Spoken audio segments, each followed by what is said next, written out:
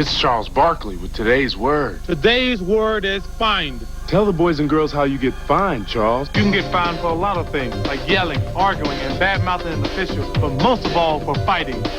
Have you ever been fined, Charles? Never, ever. No. Charles is a great player, but he has a lousy memory. Never, ever. Now for a little lesson in style. Very nice. Very easy. Very cool. Drinking alcohol at your prom and graduation parties, very stupid. High school students with real style know how to leave alcohol out.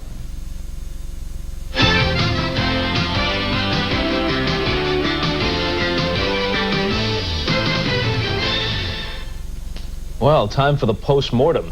This thing was a train wreck for the Pistons. Yes. It's one thing to lose at home at the Palace of Auburn Hills, where the Celtics had never beaten them, regular season or playoffs. But this, 115-83, how do you explain it? Almost like the Golden State Warriors last night. They broke through, regained the home court advantage in Los Angeles, and came out flat. They were down 34-20 in the first period. The Pistons, the same thing. They regained home court advantage. They were flat. And from a coaching standpoint, I used to like this. If it had to happen, I would say, let's get embarrassed. Let's make it as bad as it can be. Let's be humiliated, and maybe it might garner up a little more passion for Monday night. Would you actually say, if only to yourself, if not to your team, during the course of a game, once you'd made the decision that there was no chance to catch up, we're down by 20, let's say, it'd be better to lose by 30 than by 10? By 50.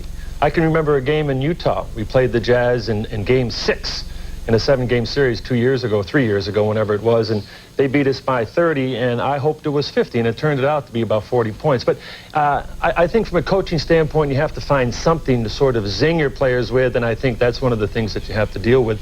A bad loss can really create some good things for you. Of course, the big difference between Golden State, they may have been flat, and Detroit, Golden State, flat or not, was in the game till the final second. If Hardaway hits one of those 2 3-pointers at the end, they send the game to overtime. Here, the Pistons are out the door in the first quarter. Well, if they don't shoot the ball, and we mentioned this, if they don't shoot the ball well at home, then they're the kind of team that you can always catch if they're in the lead. But, you know, Boston jumped right out on them. They got their running game going.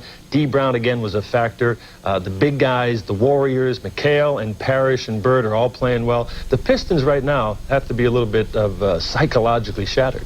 And, of course, they go on Monday night again in Game 4 at the Palace. Coming up, Game 3, Portland and Utah. The Trailblazers, after blowing that 23-point lead at home the other night, managed to escape. They're up 2-0.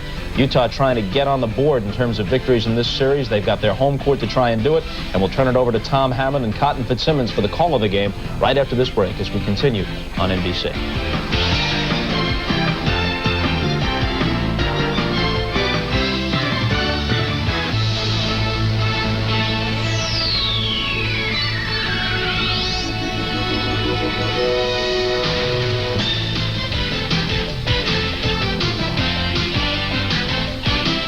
This is the NBA on NBC. The 1991 NBA playoffs.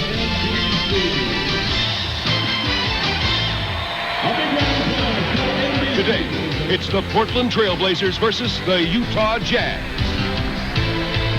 A noisy sellout crowd at the Salt Palace in Salt Lake City, where the Utah Jazz have the best home record in the NBA. Losers only 4 times on this floor this season, and they'll need all their home court magic, trailing the Portland Trailblazers 2-0.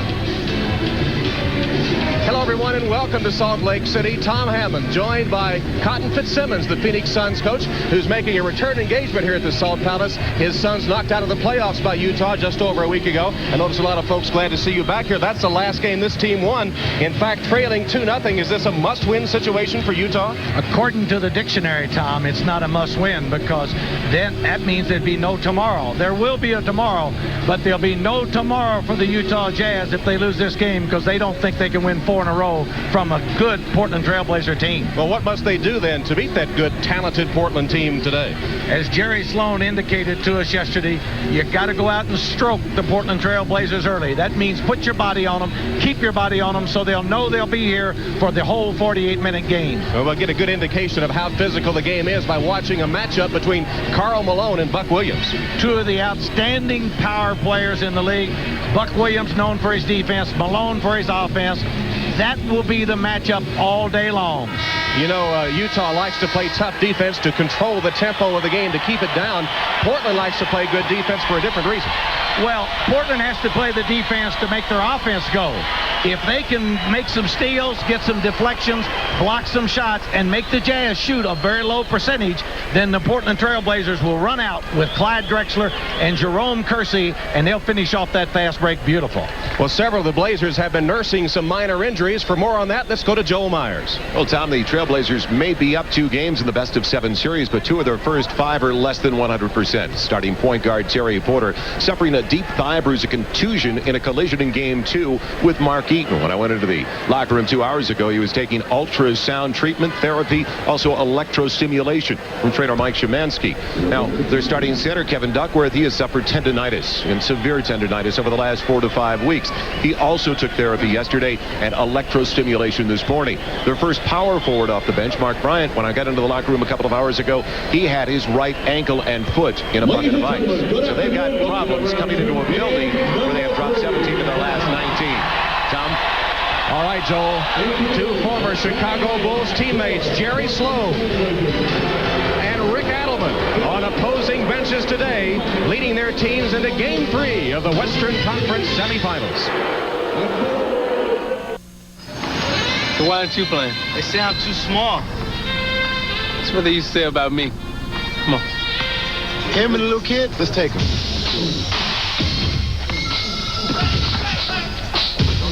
Let's go. Let's quite win. This time, why don't you run with me? Yeah? Yeah. Thanks a lot, man. No, he gonna play with us. Oh, he's on my team. You had first pick. Isaiah, I love what you did for me, man. You did it, kid.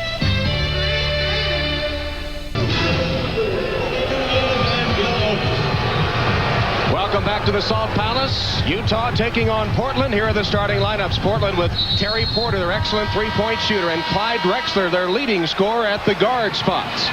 At the forwards for Portland, Buck Williams, he'll have the defensive job on Karl Malone, and Jerome Kersey, who had a career playoff high 34 points in Game 2. And the center for Portland, 7-footer Kevin Duckworth. The coach of the Portland Trailblazers, Rick Adelman, in his 3rd season.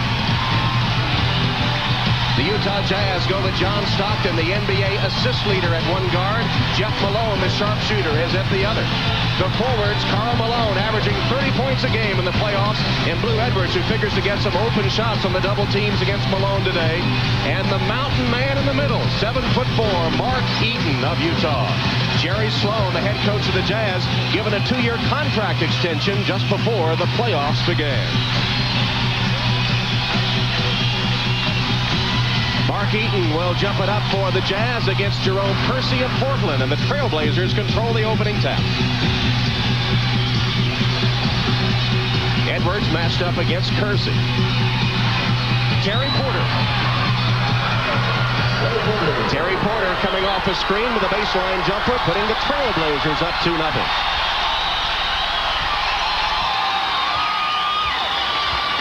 Jeff Malone handling the ball instead of Stockton, and takes it all the way to the hoop, misses the layup. Buck Williams on the rebound, and Portland have a chance to go up 4-0. Duckworth brings Eaton way out on the floor. Williams. Buck Williams got away from Karl Malone. It's 4-0 Portland. Everybody has touched the basketball for Portland, and that is what Rick Adelman wanted to do in this early part of the game.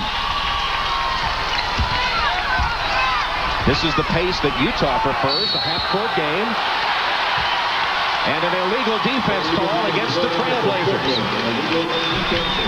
Well, again, they're so anxious right into Buck Williams, maybe trying to get Karl Malone in foul trouble. Buck spins and just lays it in beautifully. Buck Williams only averaging 11 points a game in the playoffs so far. Blue Edwards. Blue Edwards puts Utah on the board. It's a 4-2 Portland lead. He figures to get some open shots today. He really does, because that's who they will double off of, leave Blue Edwards open. Kersey misses on the jump hook, and Stockton gets it quickly to Edwards. Karl Malone's first shot. Blue Edwards on the offensive board. That was a problem in game 1 for Utah, and they did a much better job in game 2. They certainly did, and Blue Edwards now has been a factor on the last couple plays. Malone looks inside, and over the back, Terry Porter of Portland for the game's first foul. Well, and it looks like the officials on a play like that, they're going to call it pretty tight here early to take control of this game. The other night, they wouldn't have been a call on that play. Were you surprised to see Stockton trying to post low? Well, it's a fake post up. Malone's going to come down the screen for him and bring him out. Stockton dishes to the open man, Edwards. He's 2 for 2.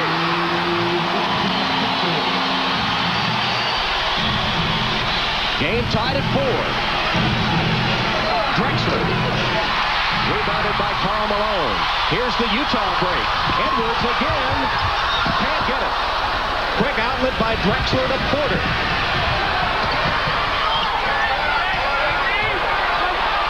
Wide open Duckworth. Air ball. Kersey follows, and Eaton hauls it down. And a foul. Jerome Kersey fouling Mark Eaton. Or was it Duckworth? A battle under the boards. A real battle under the boards with Mark Eaton intimidating Kersey, who missed the whole basket. Then Eaton came away with the ball, and they fouled him. Was on Duckworth. First foul on Duckworth, number 2 on the Trailblazers. Utah looks for its first lead. Malone left open for the outside shot, and he hit it. Well, I think you're seeing that comfort zone that I talked about. The Jazz just feel more comfortable at home as far as their offensive scheme and things go. First lead for Jerry Sloan's Utah club.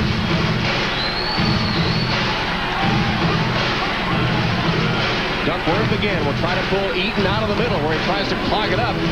Porter's open for the 3. Yes! Porter for 3. 5 points for Terry Porter. Injured slightly in game 2, but obviously okay. Well, it was important he get his first 3 down. You'll see a lot more threes from him. The three-point is a weapon for the Trailblazers. They, during the regular season, led the NBA in three-point percentage. That basket won't count. Traveling call. And Kersey caused the travel by coming over to help. It was a 2-man game, and Kersey came over to help.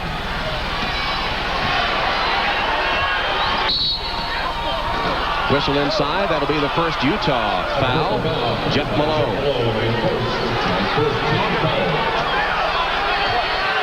8:37 left in the opening quarter. Stockton with a great save. Malone is fouled. There's a lot of fouls being called early in this game, and Joe Crawford is the guy who is blowing this whistle. Malone didn't feel he fouled Drexler down here at the other end, and now they take off. That was a foul. He took it to the basket strong, and that is what Jeff Malone brings to this ball club. Jerome Kersey with his first foul for the Trailblazers as Jeff Malone ties it up. And he has been a big addition, especially offensively for this team, coming over from the Washington Bullets after 7 years with them. And shot over 90% from the free throw line this year, Paul. 92% to be exact. Kersey's outside shot is no good, and Karl Malone has his 3rd rebound. Stockton penetrates. That was a sensational, changed hands in midair and hit the shot. Biggest lead for the Jazz.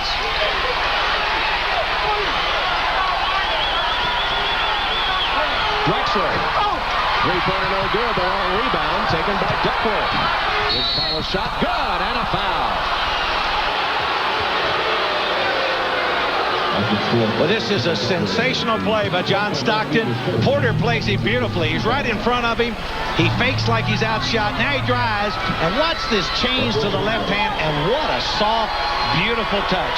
It was there for John Stockton. Well, it was pretty and rolled around, and the folks at Jack and Dan's Bar in Spokane enjoyed that one.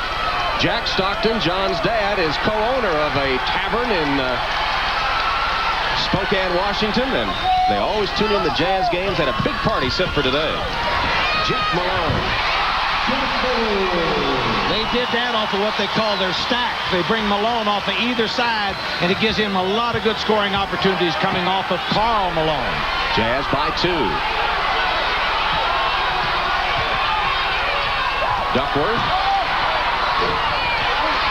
Lou Edwards hauls it down for the Jazz. And he lost it. Edwards had his eyes focused on the basket. Drexler was chasing him, and he just lost it out of bounds.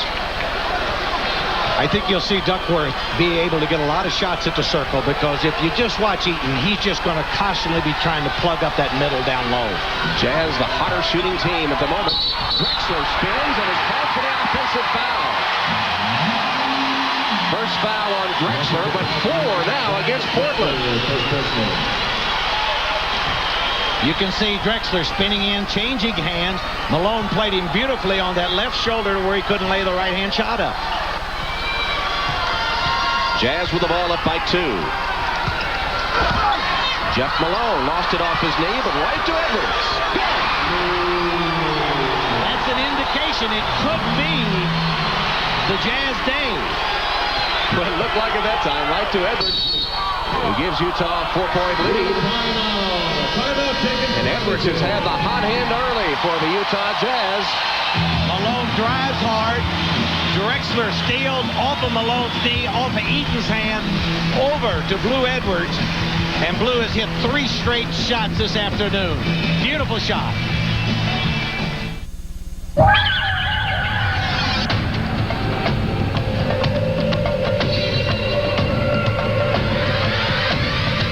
This is it. There's only one light beer with the big taste of Miller Genuine Draft. Cold filtered Genuine Draft Light. Yeah, we're gonna need some help up here, over. Discover Genuine Draft Light. Stockton selected by the Utah Jazz in the first round of the 1984 draft. Stockton set the NBA single-season record with 1,164 assists this year and is the only player in NBA history to have 4 1,000-plus assist seasons. And don't forget, at the end of today's game, we'll be selecting the Miller Genuine Draft Player of the Game. John Stockton with 3 assists early, and the Utah Jazz hitting 6 of their first 9 shots for 67%. Portland has made only 2 of their last 9. They're 4 of 11 shooting to open the game. And a lot of one-on-one play by Portland, especially in the post-up area. It looks like they're trying to take it inside to get the Jazz in foul trouble. Jerome Kersey hits the free throw. He's been a main point producer for the Trailblazers in the playoffs, averaging 19 a game, and had 34 in game 2 of this series. 2 free throws make it a 2-point Utah lead, 14-12.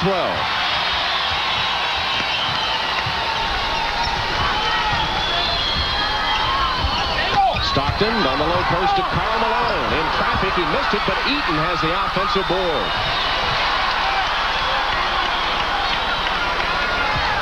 Jazz set it up again. This is what they like, the half-court game. Try to get it in low. Malone turns, can't hit it. Eaton slapped it, but it's controlled by Portland.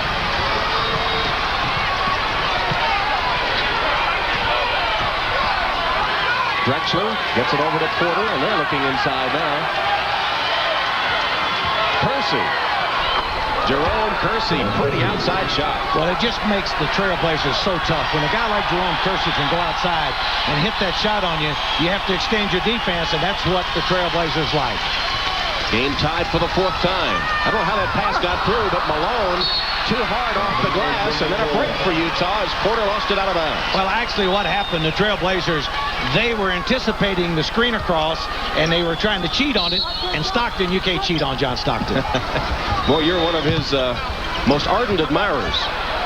And some great battles he has with Kevin Johnson of your Phoenix Sun team. They certainly do.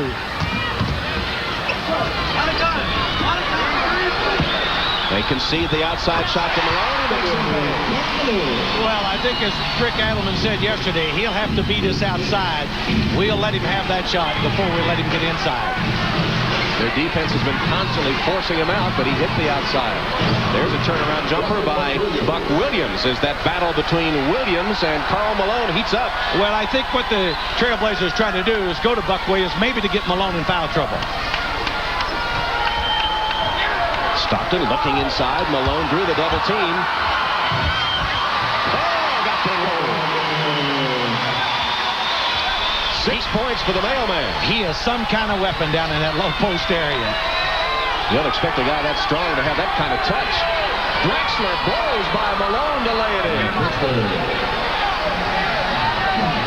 Clyde Drexler, 15 rebounds in game 1, 15 assists in game 2, all the time scoring over 20 points. He's been a complete player. Jeff Malone.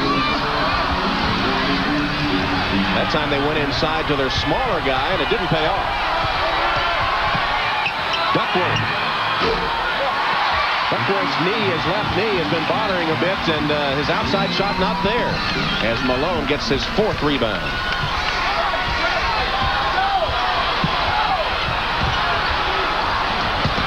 Double team Malone, triple team, and Duckworth rejects it. That can really help. And that is really tough down in the low post. Buck Williams and Malone going at it. And then he's getting a lot of help from his friends, as we indicate on this last play. Drexler comes in and Duckworth comes over and knocks it away. Thurl Bailey into the Utah lineup for the first time. The 6'11", 8-year veteran for North Carolina State, who's been a valuable 6th man for the Jazz, but is currently fighting a shooting slump. Stockton's throw is blocked.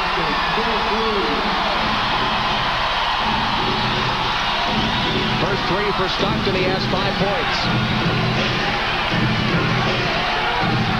Porter against Stockton. Goes up and scores. I think Porter just did that with his physical strength. He just backed him down, took his time. Eaton tried to come over, but he was late getting there. Less than 3.5 minutes remaining in the first quarter. Thurl Bailey's first shot won't go. He continues to fight that shooting slump. Bailey only hitting 34% in the playoffs. That was a great save then by Kersey. That ball was going out of bounds. And here's Kersey to the basket. Off the back iron, but Drexler has it. Malone got his feet tangled up and fell down. Drexler low misses the layup. Karl Malone now with 5 boards in the first quarter. And a foul on Duckworth.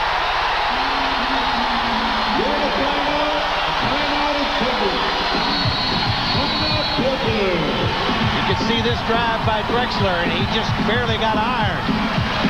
Then Duckworth slaps at him and picks up the foul there. That was the second foul on really a tough foul.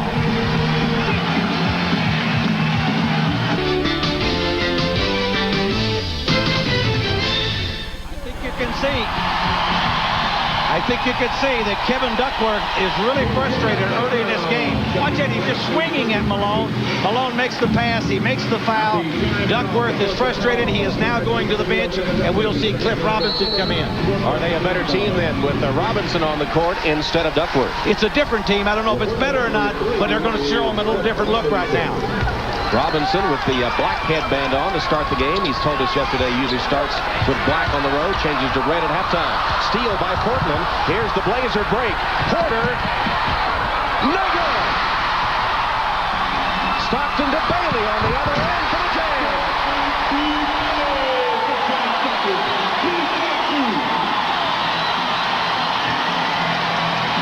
That's what we call a 4-point play in the NBA. The layup you miss and the layup they get really help the Jazz. Wide open Porter. How'd he get so free? Stockton anticipating the play, trying to make the steal. Porter backdoored him, laid it in beautifully. Porter has 9 points in the early going. 1-point Jazz lead. Just over 2 minutes left in the opening quarter. Stockton kicks it out to Bailey, who made a great catch. And Stockton's open. The 3.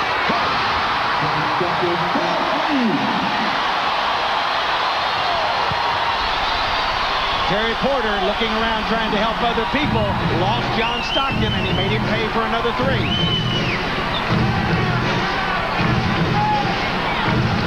Robinson against Malone. High arching shot of beauty. First bucket for Cliff Robinson. And we noticed that Karl Malone now has switched off of Buck Williams and guarding Cliff Robinson. Jeff Malone open from the baseline. It's good. He can hit that shot all afternoon. And he will hit it all afternoon if they give it to him.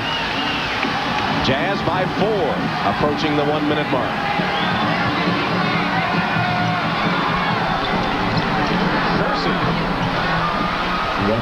Does Rick Adelman and everyone else expect him to hit from that range? Well, he's been on a real good roll for about 6 weeks, Rick indicated to me yesterday, so I think he expects him to make every shot. Inside the final minute of the first quarter. Bailey. He just can't get untracked. If he can hit some shots, they have a mismatch. Kersey is not nearly as tall as Thurl Bailey. He's going to get the shot. Here's Drexler working his way into the hoop to tie the game at 28.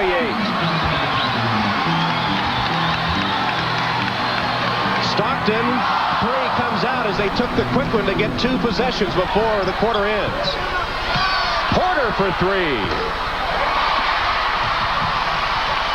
And the rebound down to Mike Brown in the game for Utah. They'll hold it for the final shot. Contrasting styles. Instead of playing for the last shot, the Trailblazers came down and took a quick 3. Stockton gets it to Brown, and he's called for the charge. Offensive foul on Mike Brown of Utah, and that'll give it back to Portland with 3.8 left. Jerry Sloan didn't like that call at all. He thought it was a block all the way, and I thought it was a block all the way. Well, there's what Jerry Sloan thought about it. Walter Palmer, one of his players, was telling us about that little dance he does, and that was it when he doesn't like a call. Danny Ainge with the last shot. It won't go as the first quarter comes to an end. Jerry Sloan's Utah Jazz desperately needing a win in Game 3, tied with Portland.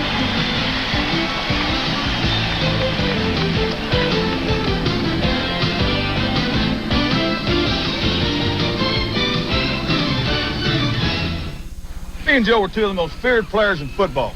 Now we want to try more peaceful pursuits, like fishing. We brought along some cold Miller Lights.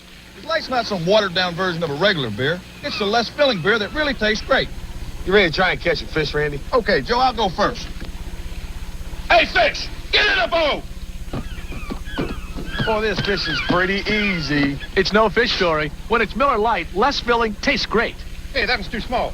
Get out of here!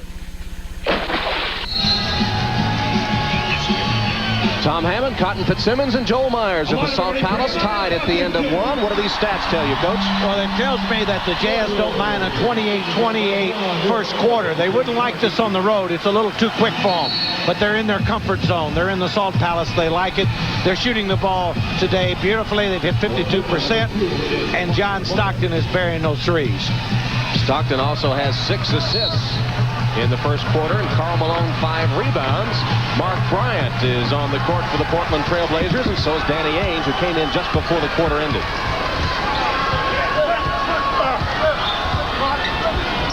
Ainge guarding Stockton. Inside to Brown. In traffic, that's Clyde Drexler with a weak side help to knock it away. Yeah, every time Mike Brown catches, you can figure him trying to shoot the basketball and score. Clyde knows that, and he came over quickly and blocked the shot. Brown has been quite a surprise for Utah in the playoffs, averaging 10 points and 8 boards a game. Shot clock to 5. Stockton to Edwards. 1 second. No good. Eaton unable to save it as Stockton and Portland will get possession. I'll be interested to see about the matchup of Danny Ainge and John Stockton, to see whether Stockton tries to exploit Ainge a little bit, because he can make a quick move on Danny Ainge. Lou Edwards is matched up against Clyde Drexler. And Stockton, anticipating the pass, makes the steal. Edwards traveled. Well, that's maybe one reason Utah doesn't like the fast break. Stockton won the first round of this matchup. They were trying to go inside, post up Ainge on a smaller Stockton. He just played it so smart that he took it away. Now Stockton leaves the game, and Delaney Rudd will come in and cover him. Rudd, 6'2", 2-year veteran from Wake Forest. He's in his second year. And is the reserve point guard. Bailey all alone for the rebound. So Rudd will run the offense now for the Jazz.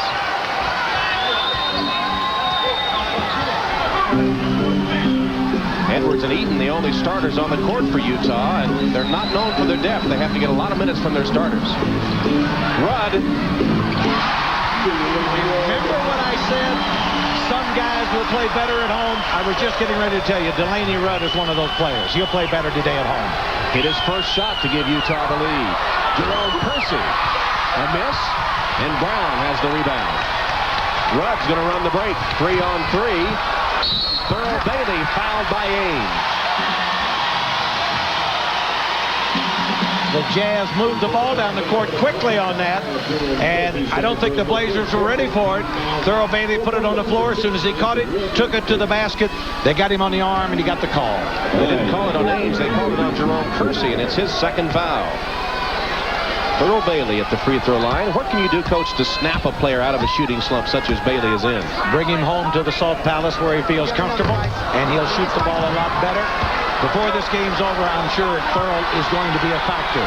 He is now talking to himself at the free throw line, wondering how come I'm averaging 6.2 points a game and only 2 rebounds a game. And normally hits 81% at the free throw line. 1 of 2 in his first appearance there. And it's Utah with a 3-point lead.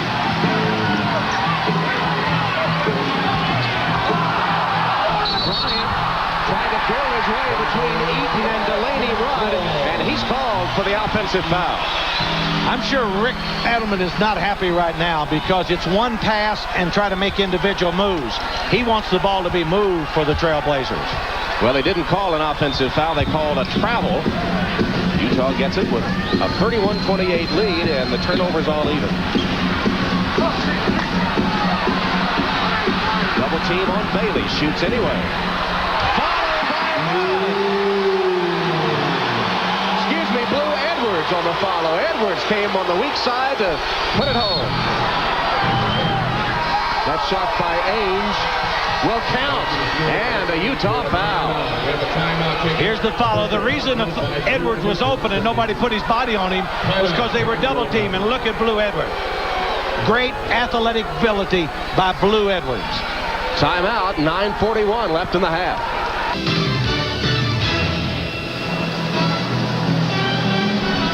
Let's go back to that fast break, Coach, that you said Portland was taken a bit by surprise. Well, they certainly were, and Mike Brown made it happen with his good rebound.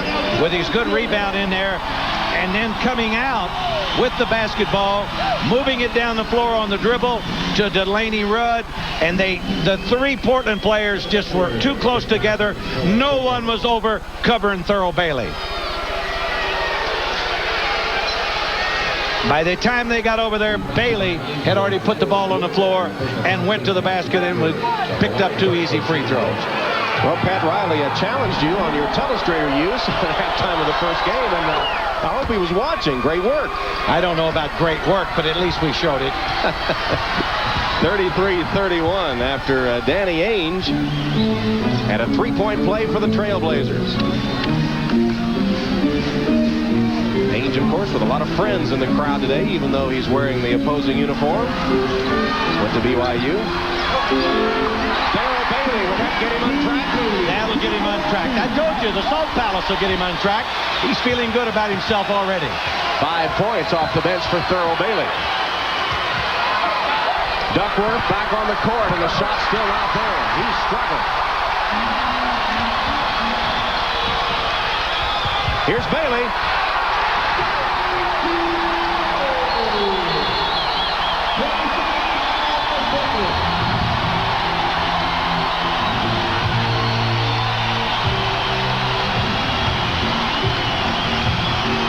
22nd timeout taken by Portland. Welcome back, Thurl Bailey, and Kevin Duckworth continues to struggle. He rushes his shot, shooting it off the palm rather than the fingertips. And then he's going to take a flop trying to draw the foul from Eaton.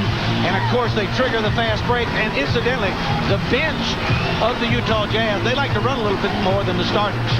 And here's an illustration as Thurl Bailey is welcomed back into the offensive fold. Baseline driving layup to put Utah up by 6. That's their biggest lead. And there was just about a goof on the floor. There's 6 Portland Trailblazers on the court. They're lucky that Joe Crawford stopped it, and because if they'd have given the ball into play, it would have been a technical foul against the Blazers for 6 men on the court. Is it the official's job to stop it before it happens? I think he can very easily, and I think Joe Crawford made the right call. Walter Davis makes his first appearance in the Portland lineup, the 14-year veteran out of North Carolina. An acquisition during the season by this team, and another offensive player. Robinson misses in close. On the floor to Baylor.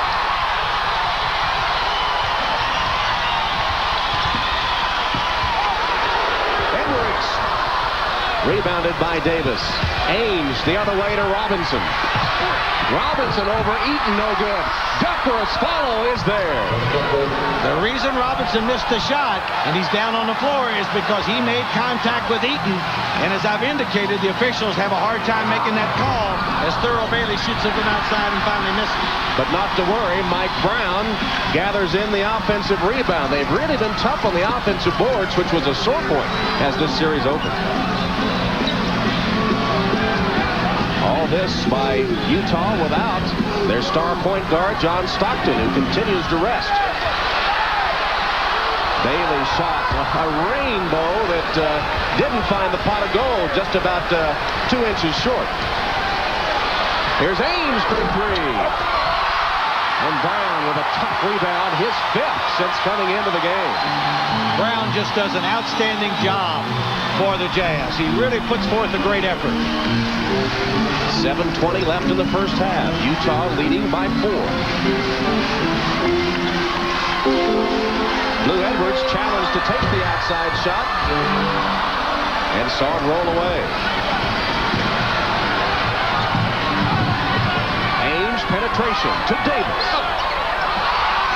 And Thurl Bailey triggers the break to Rudd. Kicked out of bounds by Ames, and Utah will get it back. Mark Eaton continues to be a force defensively for Utah. He really is. Now watch him make contact here. Even though he didn't foul him, he made contact with that arm, and it made it extremely tough for a guy to make a basket. But Duckworth was there. He laid it in beautifully. That good luck Utah sign hanging from the superstructure of the future home of the Utah Jazz. A new arena being built just blocks from the Salt Palace. It'll be ready at the start of next season. One has to wonder, though, will it be as good to the Jazz as this Salt Palace has been? Today in the newspaper, the fans were urged to get behind the Jazz. They make a real difference in the clamor they create here. And on the front page of the Salt Lake Tribune, the decibel levels. They say a Jazz game is just below a rock concert and louder than a chainsaw. You've had some first-hand experience with that. What did it sound like as they put the chainsaw to your sons here about a week ago? Well, it was pretty tough, but before this game's over, I'm sure they'll also pass the rock concert notice. Well, if it continues the way it's going, they will, as the Jazz have a 4-point lead. Stockton and Jeff Malone back in for Utah. Karl Malone is in there, too, with Eaton and Brown. Stockton is open. Brown off the offensive board. Lost it out of bounds. Last touch by Walter Davis. Yeah, Walter Davis saved 2 points right there. If Davis doesn't get in there, they're in trouble. How do you account for the low shooting percentage by both teams? Too many quick shots, certainly, by the Blazers, and the Jazz had their bench in the game. Stockton guarded by the veteran Davis. Is that a mismatch? That is a mismatch because Stockton figures he can handle Davis, as you just watched.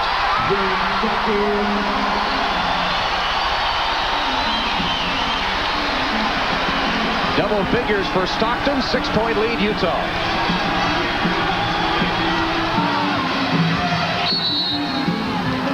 Here's an illegal defense called against Utah. It was called against Mark Eaton, who is so aware. Watch Mark Eaton on the offensive play. Stockton just whipped Davis very easy, which I thought he could. But the best thing about it, John Stockton knew he could. Took it right to the basket. He has 10 points and 6 assists. So Stockton is normal, productive self. Cliff Robinson over Karl Malone. Malone off the top of his head, but nothing but white jerseys around there. They had Portland completely blocked off, and Malone 7 boards so far. I don't believe Rick Adelman is happy with the quick shots that the Blazers are taking right now. He wants more ball movement. Stockton again gets away from the defense. Porter that time, but lost it. 3-on-2 break and broken up by Malone momentarily. Porter's open for the three. And Karl Malone give him 8 rebounds. Malone's been a terror on the boards defensively. Yeah, he's a tough rebounder. If he's in position, he can certainly come away with it with all his strength and jumping ability. Averaging 13 rebounds a game in the playoffs to go with those 30 points. I tell you, this was a good back pick. It was sent by John Stockton, and like the other night, you're going to watch this back pick. Look at Stockton, and he doesn't mind taking the abuse of Buck Williams, but this time the official made the call. The other night he didn't. Buck Williams assessed the foul. 5 minutes, 10 seconds left in the half. Jazz with the ball up 6.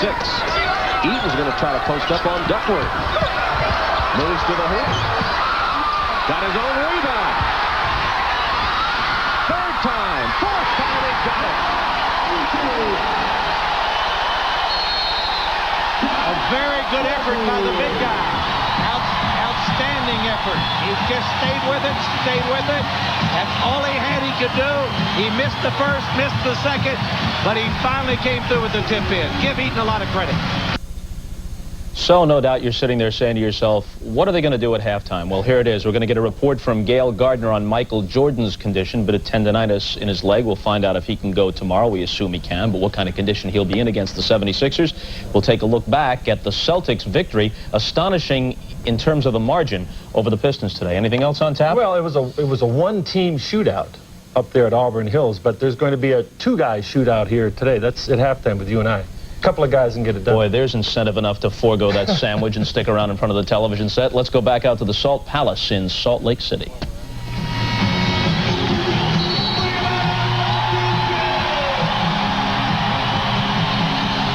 Look at Mark Eaton here. Look at him on this play. Left hand hook, miss, goes back after it, comes down with it, which he shouldn't, misses again, keeps it alive left-handed, tips it in with the right hand. An outstanding play by Eaton. The Trailblazers have to go up there and get that defensive board. They cannot allow that anymore today. Duckworth has to step up. I asked Duckworth yesterday just how big is Mark Eaton, and he was speechless. He didn't know. 41-33. The Utah Jazz enjoying their biggest lead of the game. Walter Davis. Boy, Portland has gone stone cold, and they're shooting quickly. They've averaged less than 10 seconds a possession this quarter. Well, I'm sure Rick wants the ball passed a little bit more, although Walter had the perfect shot then. Less than 20% shooting by Portland as Thurl Bailey draws a foul. Let's go to Joel Myers. Tom, that last time out, the huddle for the Portland Trailblazers, a very pensive mood surrounding Rick Adelman. They were talking about what Cotton just touched on, shot selection. They need to improve upon that, and they also have to hit the boards aggressively. Tom?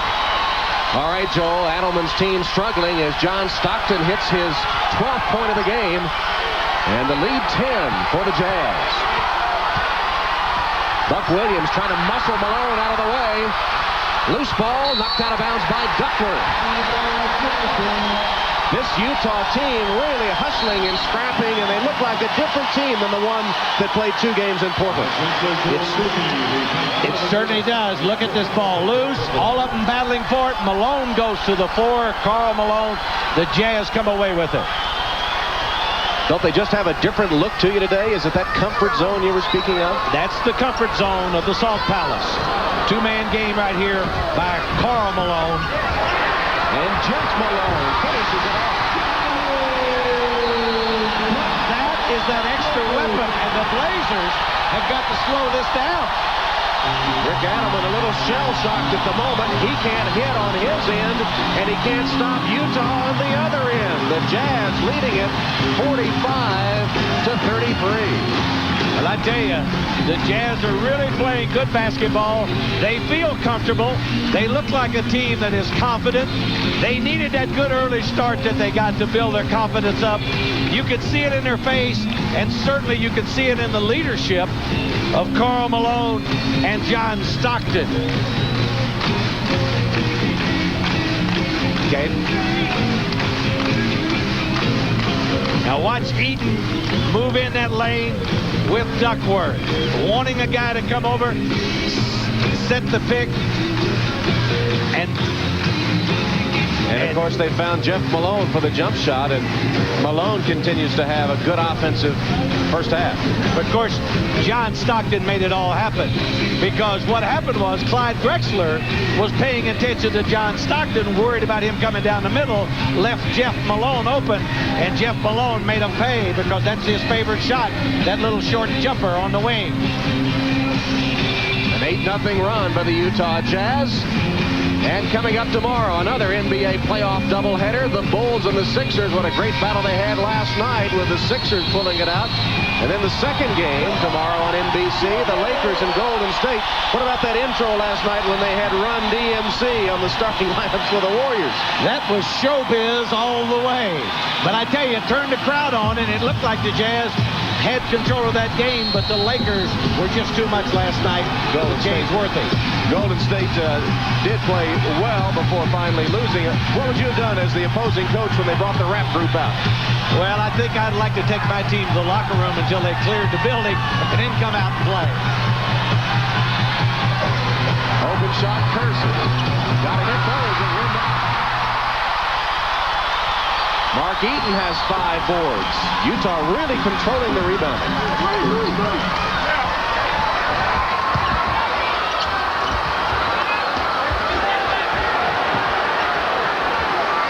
Stockton will set it up again. Shot clock to 5. Lob it.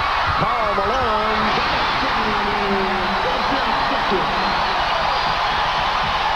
Malone has 8, and the Jazz continue to pour it on. Duckworth, 15-footer. Again, no good. Stockton, Karl Malone. Knocked away by Drexler. Kersey dishes to Porter, and he got it, and a foul on Eaton. Malone is down at the other end. He never got up. Now he's up. You got to understand something about Karl Malone. He goes to the basket hard, and a lot of times he will be falling down before he gets hit. Now watch him. A great pass. Clyde comes over, gets nothing but ball, but Malone went to the court hard. I think he had his feelings hurt more than his body. Do you agree with the theory of a lot of NBA coaches that Malone gets a lot of calls, especially in this building? I think he gets a lot of calls as Porter drops in that three-point play there. But on those particular plays, he's just going to the basket so hard, most players will lose their balance. Portland had missed 7 in a row before they got that fast break going to break the scoring drought. Three-point play. Karl Malone. Not a good shot for him from outside? No, I don't think Jerry Sloan wanted that. He would rather taking his time because they got a chance to score right back on him. And it's Duckworth again right in the lane. And he needs to hit that shot to get Eaton away from the goal, Tom. That maybe will pull Mark Eaton out as a 15-footer goes finally for Kevin Duckworth to pull Portland within 9 points. Malone battling with Buck Williams for position. Gets the pass. Can't hit the hook. Porter against Eaton saves it to Duckworth. 5 the glide. Williams, pretty hook. That was a big bucket with 1:30 to go, and now the Jazz want to stop it. Well, it appeared that the Jazz were going to put Portland away, but the Trailblazers come right back. Watch Porter go after this. Great save. Eaton couldn't get to it. Porter dives into the crowd, and he checks the crowd. But the reason he can check the crowd is very simple. He knows Drexler is down at the other end and has a chance to score, and he doesn't have to go down and score. That was really unusual. He asked the fans if they were okay before he sprinted back up court. Terry Porter.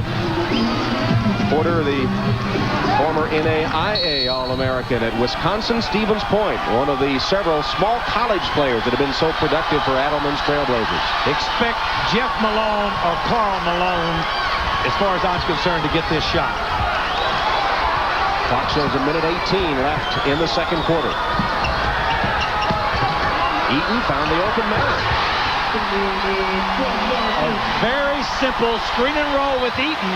Eaton was open, so Carl Malone's man had to come over and left him open for the dunk. Karl Malone has 10. Here's a foul inside against Thurl Bailey or Mark Eaton. Let's see. Big Mark Eaton. It'll be number 2 on Mark Eaton. You're going to see Stockton come off of big guy catches. Over comes Buck Williams, and that was his mistake. That left Karl Malone open, and the mailman did deliver. Only the 3rd team foul against the Jazz.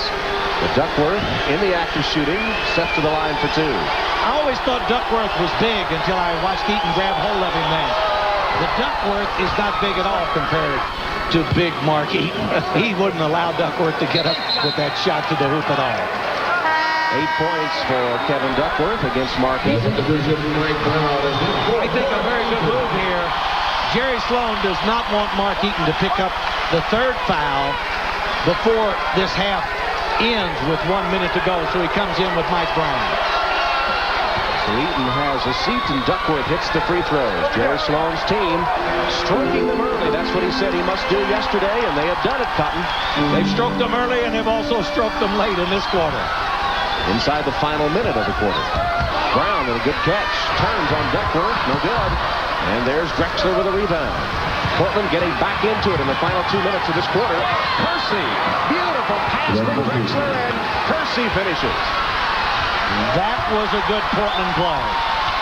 Trailblazers suddenly within 5. Stockton rushed the ball down to see if he could get a quick shot. Malone. Air ball. Here's Porter for the Blazers. Stockton broke it up for a minute, then Drexler got control and laid it in.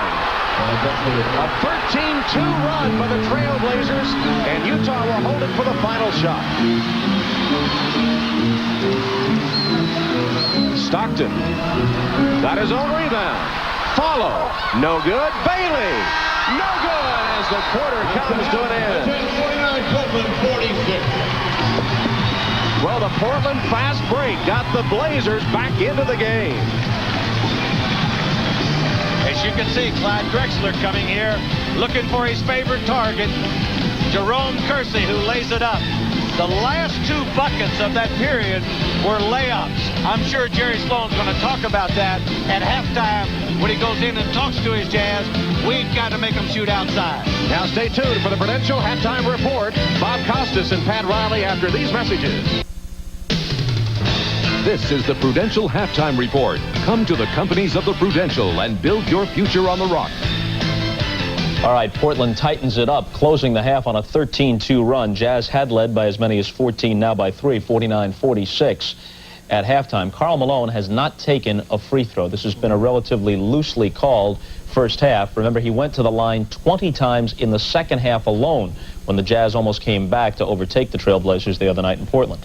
Well, they had a good opportunity. The Jazz, with Portland coming in here, quick shooting the basketball early. Mark Eaton was somewhat of a factor, blocking a couple of shots and changing others. But the key to this series is going to be Thurl Bailey. Coming into the series thus far in the playoffs, he's been shooting about 30% and only averaging 6 points a game. That's not going to get it done. Today, he's 3 out of 10. He hasn't played well in the playoffs, and for them to get by Portland, they need it out of that guy coming off the bench. Yeah, they need it out of somebody coming off the bench. And in the past, usually Thurl Bailey would get the better of Jerome Kersey. Now Kersey has moved up a notch, maybe 2 notches as a player, and he's much more of a positive for Portland than Bailey has been for the Jazz. And the Jazz are one of the thinnest teams in the league. You got guys like Malone and Stockton averaging 44, 45 minutes a game in the playoffs. And they got to play back-to-back today and tomorrow. Well, Portland's bench before today outscored Utah's bench 61-43. So Portland does have an advantage coming back, playing back-to-back tomorrow because of their depth and their athletic ability. Look, we're nitpicking here. Portland had the best record in the league. They went to the finals a year ago. But do you have questions about Portland, a team that blows a 23-point lead in 10.5 minutes to go at home, a team that missed half its free throws in a playoff game against Seattle? Do you have questions about them? Well, we'll find out whether or not they're made out of championship stuff, you know, but they do get into lulls They're a great team. They break a lot. The game is easy for them. They get these 20-4 runs and something. And all of a sudden, they lose their concentration. It's a disease that the Lakers used to have occasionally. When you're a running team, you sort of get into a period where the game gets boring, and then all of a sudden they catch it. But I think in due time, that will take care of itself. It will. Well, the Boston Celtics took care of the Detroit Pistons today at the Palace of Auburn Hills, where the Celtics had never won a game in their history. They were 0-8 coming in, and today they prevail 115-83. Here's a quick look at some of the highlights from earlier today, the game seen on NBC. Slow going for the walking wounded Larry Bird here. Fakes the three, then steps up for two. His only points of the first half. He finished with 10. Detroit's 33% shooting in the first half allowed Boston to break it open in the second quarter off a John Sally miss. Here's the Celtics break. Brian Shaw goes strong to the basket, and he is fouled. Shaw with 13 and a half. Celts by 13 at the half. Detroit's shooting game totally off. Isaiah here with the air ball. He totaled 7, and the Celtics win going away 115-83. Chuck Daly left holding his nose because his club stunk today. True, right? Well, the aroma wasn't very good, but it's a pretty strong word. I mean, I'm sure that Chuck will have that on the monitor come tomorrow night or Monday night or whenever. Hard to disagree, though, when you lose at home 115-83 in the playoffs. Reggie Lewis 21, Brian Shaw 19 to lead the Celtics. Back with live reports from Philadelphia and Oakland, the sites of our playoff doubleheader tomorrow, and the shootout. That's after this.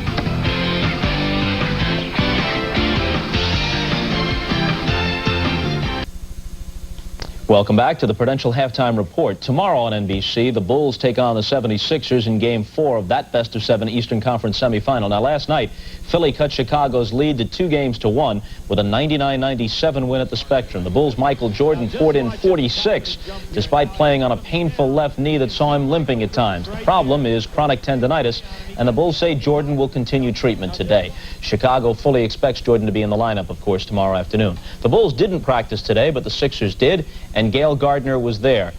Gail, what, an outdoor practice in Philadelphia? Something new, playground style? I'll tell you what, the Sixers are no dummies. Such a beautiful day today. Quick practice, they left, and we thought we'd come outside as well. You know, after that disappointing performance in Game 1, the Sixers have played games 2 and 3 with more energy, more of a physical effort, and more of a desire to show the Bulls competition on the boards, especially the offensive boards. Well, it certainly paid off with the win last night, and it tells you something about the nature of this club.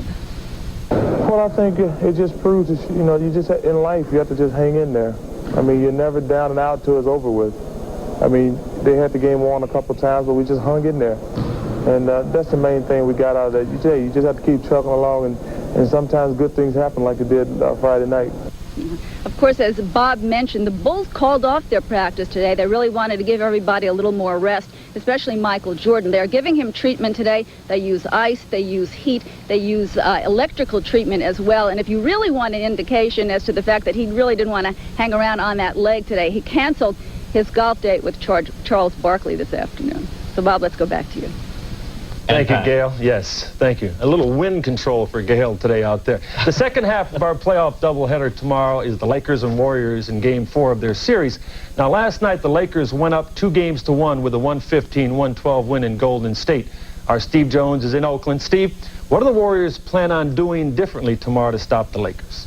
Well, they plan on keeping the big three involved. You know, both teams worked out this morning, Pat, here at the College of Alameda. They've had their run, and every series has a key player. And for the Warriors, that key guy has been Chris Mullin. And the Lakers, they have changed the look of that by giving the defensive assignment of Chris Mullin to James Worthy. I really wasn't too upset about the game overall. Besides the fact that James really played me well. You know, sometimes you got to accept that. You know, I mean, the guy, he's a great defensive player, and he D'd me up. That's all there is to it. Well, you know, that defensive effort is a big story for James Worthy. He thinks he can come back with another one, but Chris Mullin has a few tricks up his bag, as well as Don Nelson. They're going to come out with more intensity. Perhaps they'll even show the trap, but they're going to run at the Lakers. It'll be real interesting to see if they can do it for 48 minutes. Back to you, Pat.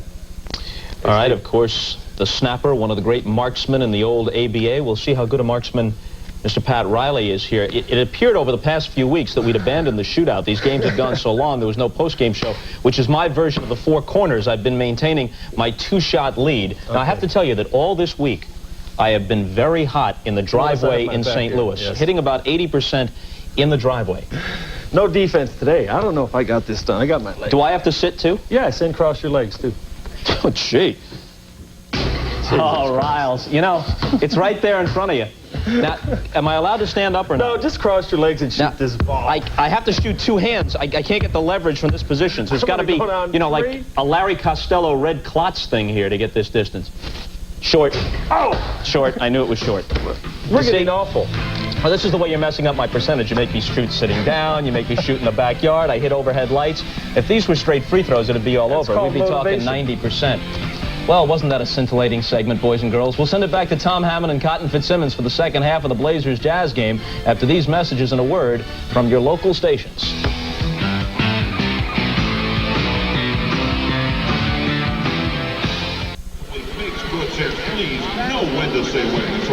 Welcome back to the Salt Palace in Salt Lake City. Halftime with the Utah Jazz clinging to a 3-point lead over the Portland Trail Blazers, 49-46. That lead was once 14 for the Jazz. It looked like they were going to run away and hide from Portland, but the Trail Blazers got their running game going, and that got them back in it. It's hard to run away and hide from the team that had the best record in pro basketball this year. The Blazers will always come back because they got a high-powered offense. Here's an example of that fast break style with just about everybody touching the ball here. And that was important because at the timeout, Rick Adelman said, I want everybody to touch the basketball. They move it around, and Duckworth's going to finish it off because you see Eaton just rotating around trying to guard the basket. So the second half will be coming up from the Salt Palace in Salt Lake City. It's 49-46, Utah leading Portland by 3.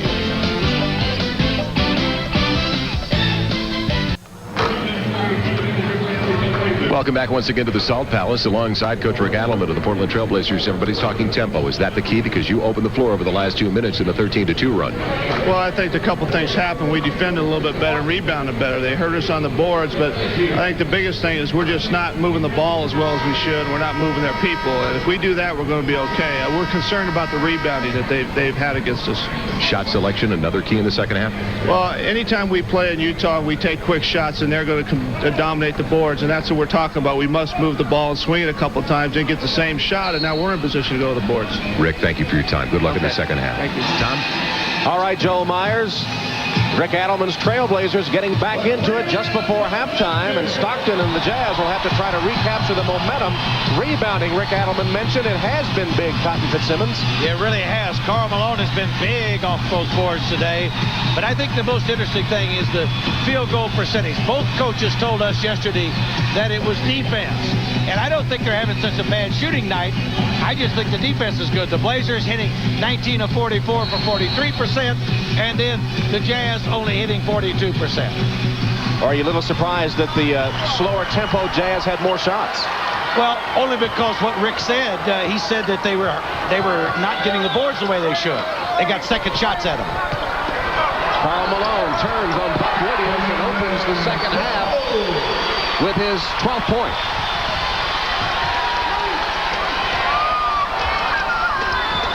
Kevin Duckworth again will try to draw Eaton out from under the basket to open it up inside.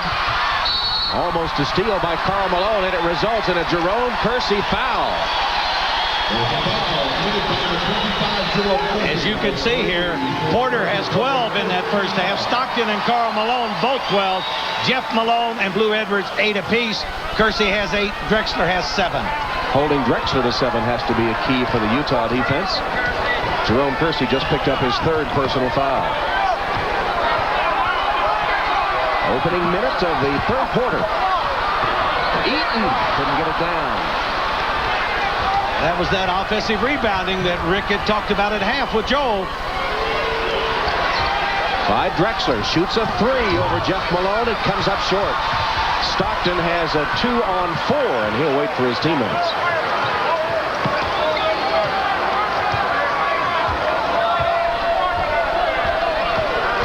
Screen from Eaton, the pick and roll. Stockton lost it, and Porter got him on the arm. Second foul on Terry Porter. Well, you can see how physical it is. Look at Malone and Williams wrestling in there. Karl likes that low post. He got the ball. He just happened to miss the shot. Duckworth came over, and that's why a lot of offensive rebounds are going to the Jazz. They're double-teaming Malone. Malone made a living at the free throw line in the second half of game 2 when the Jazz mounted that comeback from 23 down. of the third quarter. That's very important. Anytime they run off of a screen with John Stockton handling, they have to try to double team him. Eaton comes out in a hurry to pick up Duckworth, and he went right around him. Eaton, they say, got him with a body, and that's something you think that Mark Eaton does quite a lot and usually gets away with. He really does, because he doesn't move so quick. It's easy to pick up where Eaton makes a bump foul, as you're going to see. He's trying to close out. It's hard for him, and he holds him with the arm and even hits him with the leg. Third foul on Mark Eaton. And an illegal defense call. That'll be a technical foul, the second against Utah. By the same guy, Mark Eaton, who is trying to guard the basket. I don't think Jerry Sloan minds if Eaton gets a few illegal defenses, because he's going to intimidate the Blazers enough. It's worth it. How much does it alter your offensive scheme playing a Mark Eaton? Well, it alters a lot, because guys will drive to the basket instead of where they normally lay it in. They have to look around, and if Eaton's around there, they're going to have to pass the ball back out for an out-court shot. Terry Porter hits the technical free throw. And it's 53-47. Spin move by Kersey. Can't get away from Edwards and missed the shot badly.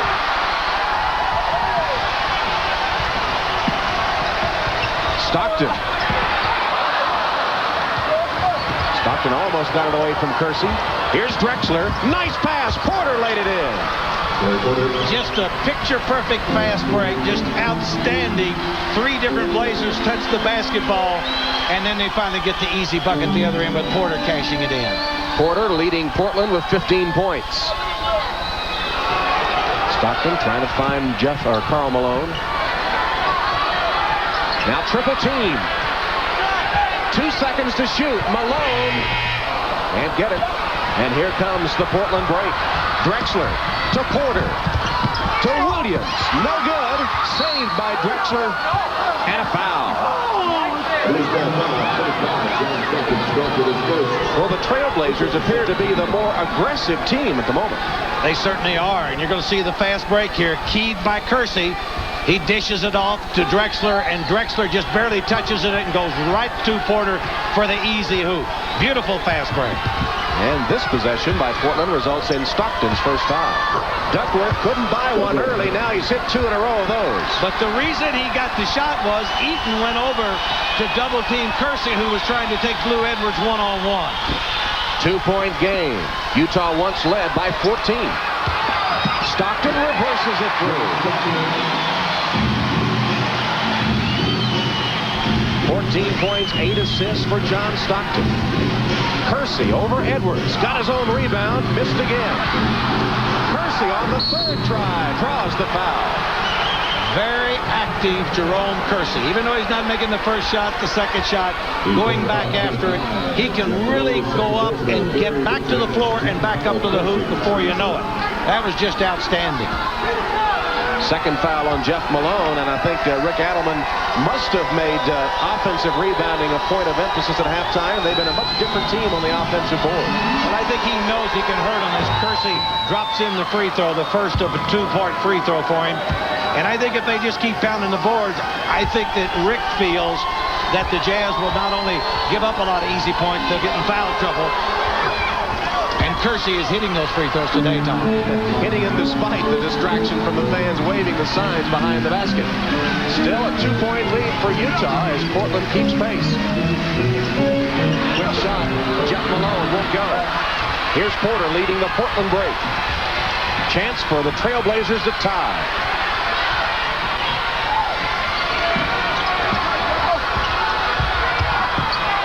Duckworth. Williams all alone, missed the jam. Numbers for Utah. Edwards spots for the long-range shot that won't go. And Kersey with another rebound.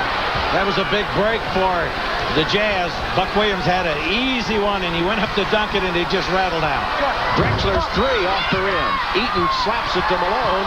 Edwards, Malone.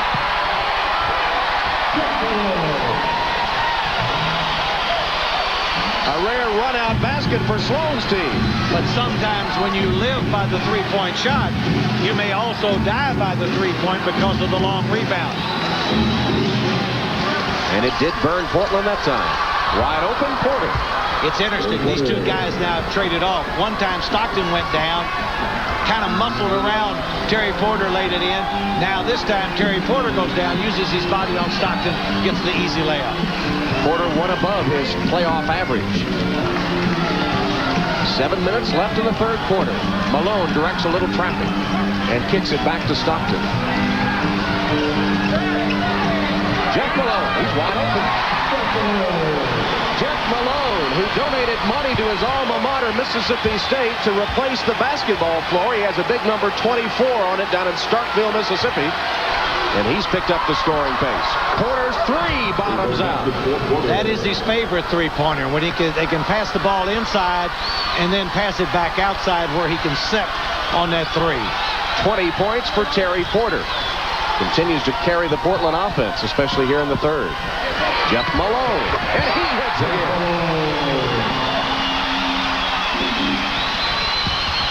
Malone has 14. Drexler's shot high off the rim to Malone. 11 rebounds for Karl Malone. Jeff, yes!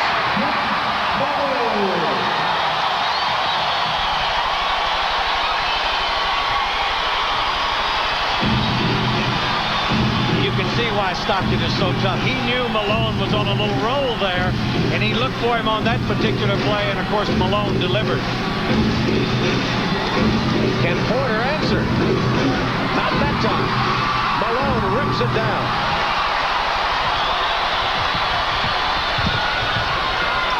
Karl Malone. The Malones are going wild. Karl and Jeff. Timeout, Portland. The Jazz lead 65-58.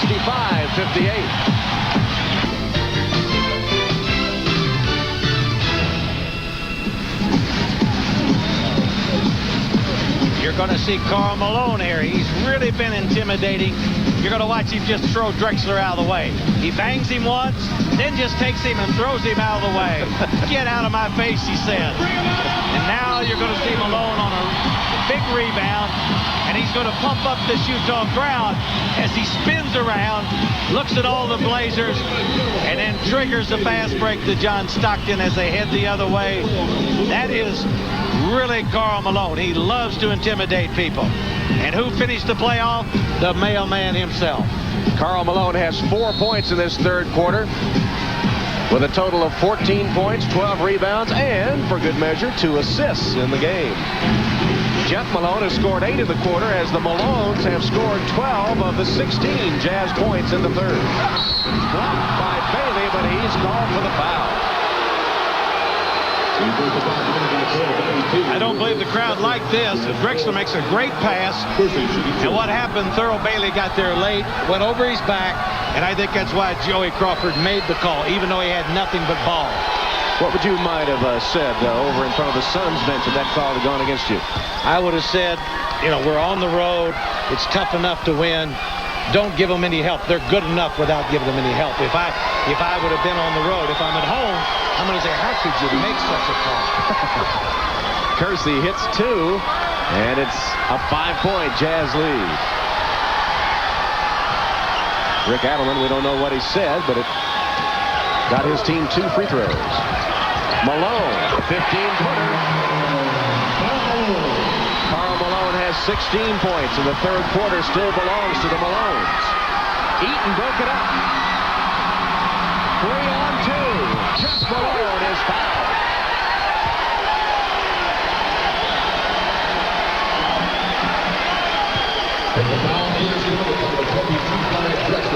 Clyde Drexler committing his second personal foul.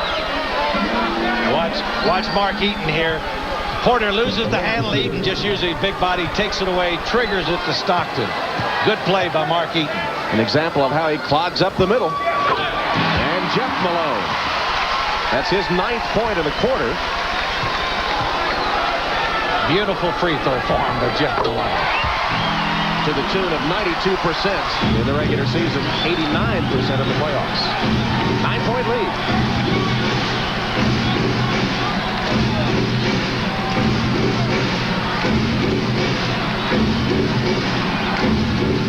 Drexler against Jeff Malone. Backing in. That's some weak side help from Bailey, who knocked it away. What happened on the play, it took Clyde too long to get the shot up. Bailey could see him putting it on the floor, and he came over to help. 4 on the shot clock. Drexler came up short. Kyle Malone right in the middle of things again. 13 rebounds. Jerry Sloan has to like the way his team's playing defense right now. Trailblazers had a run before halftime, and the Jazz riding the backs of Jeff and Karl Malone. They have scored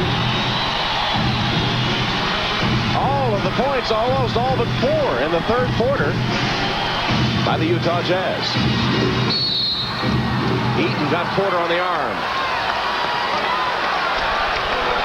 You're going to see Malone be very aggressive here, going to his right. He's not real good at going to the left, but watch this.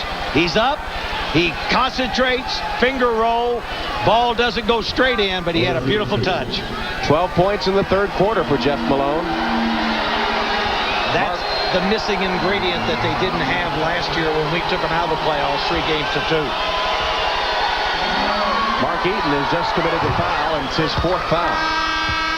Looks like he'll go out. Penalty 2 for the Utah Jazz. Porter will have one more shot. He's perfect today. Mike Brown has replaced Eaton. Brown played well in the first half. He certainly did. He's very aggressive, especially offensively, and then, of course, defensively off the boards. And I guess the Utah a little more versatile with Brown replacing Eaton. A little more versatile, but not as tough in that middle defensively. Karl Malone. Terrell Bailey. Follow won't go down. It's Portland's ball. If Thurl could just get untracked, he could really push this score up a little bit, because you need a big lead on the Portland Trail Blazers, because they plan to blitz you somewhere along this second half. Stockton guarding Terry Porter. Here's Drexler inside Duckworth. Kevin Duckworth made a nice move, couldn't finish it. Then a loose ball foul called against the Utah Jazz. Expect to see the Trailblazers with Eaton out now, putting Duckworth down low rather than high, and they will go to Duckworth because they don't feel that Brown can handle Duckworth down low. He just happened to miss the shot there. Drexler's free throw rims out. The foul was on Jeff Malone, and it's his 3rd foul.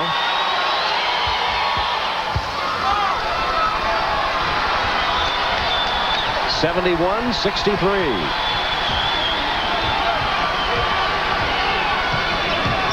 Stockton as Malone posts up low. Believe it or not, Malone has not been to the free throw line today. But there's still a 4th quarter. That's where he really got to the line in game 2. He misses from in close. Wanted the foul there. Didn't get the call. Percy collides with Stockton for the offensive foul. You're going to see Jeff Malone, Karl Malone down there with the ball. He's going to get hit. Clyde comes over, but they didn't feel like that anybody reached in. He missed a shot. I think that Karl Malone's getting a little frustrated down low, but knowing Karl Malone, he'll stay with it, and in the 4th quarter, he'll get some of those calls. He had a disastrous 3rd quarter in game 1. He was 0 for 10, but he seems to have put that behind him after scoring 40 in game 2. And hitting several key baskets here in the 3rd today. Jeff Malone finally misses. He had reeled off several in a row. But Brown wades out of there with it. Look at Brown hustle to try to get position now as it goes to Bailey. Can't fake. Missed the shot. Kept it alive. Brown is open. Decides to get up to Malone. Jeff Malone rimmed up. Karl Malone hits the crowd as he batted it out of bounds. Made a good effort, but it'll be Portland's ball. The Trailblazers hanging in there with 2:22 left in the 3rd.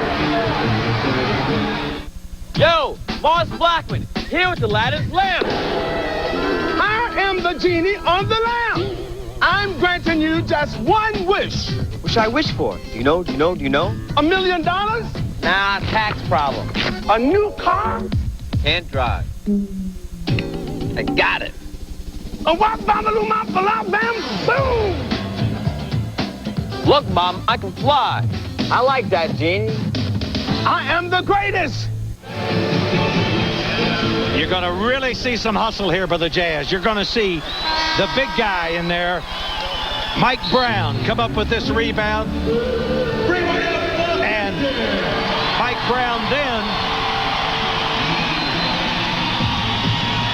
Mike Brown will come out with the basketball.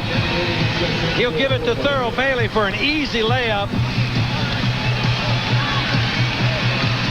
They work the ball around into Karl Malone to Bailey.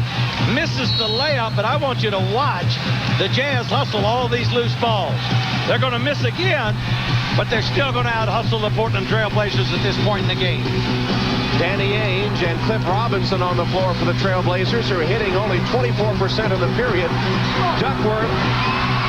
Stockton has it for Utah. Portland hasn't had a field goal since they cut the Utah lead to 1, 59-58. Only free throws have kept them within striking distance.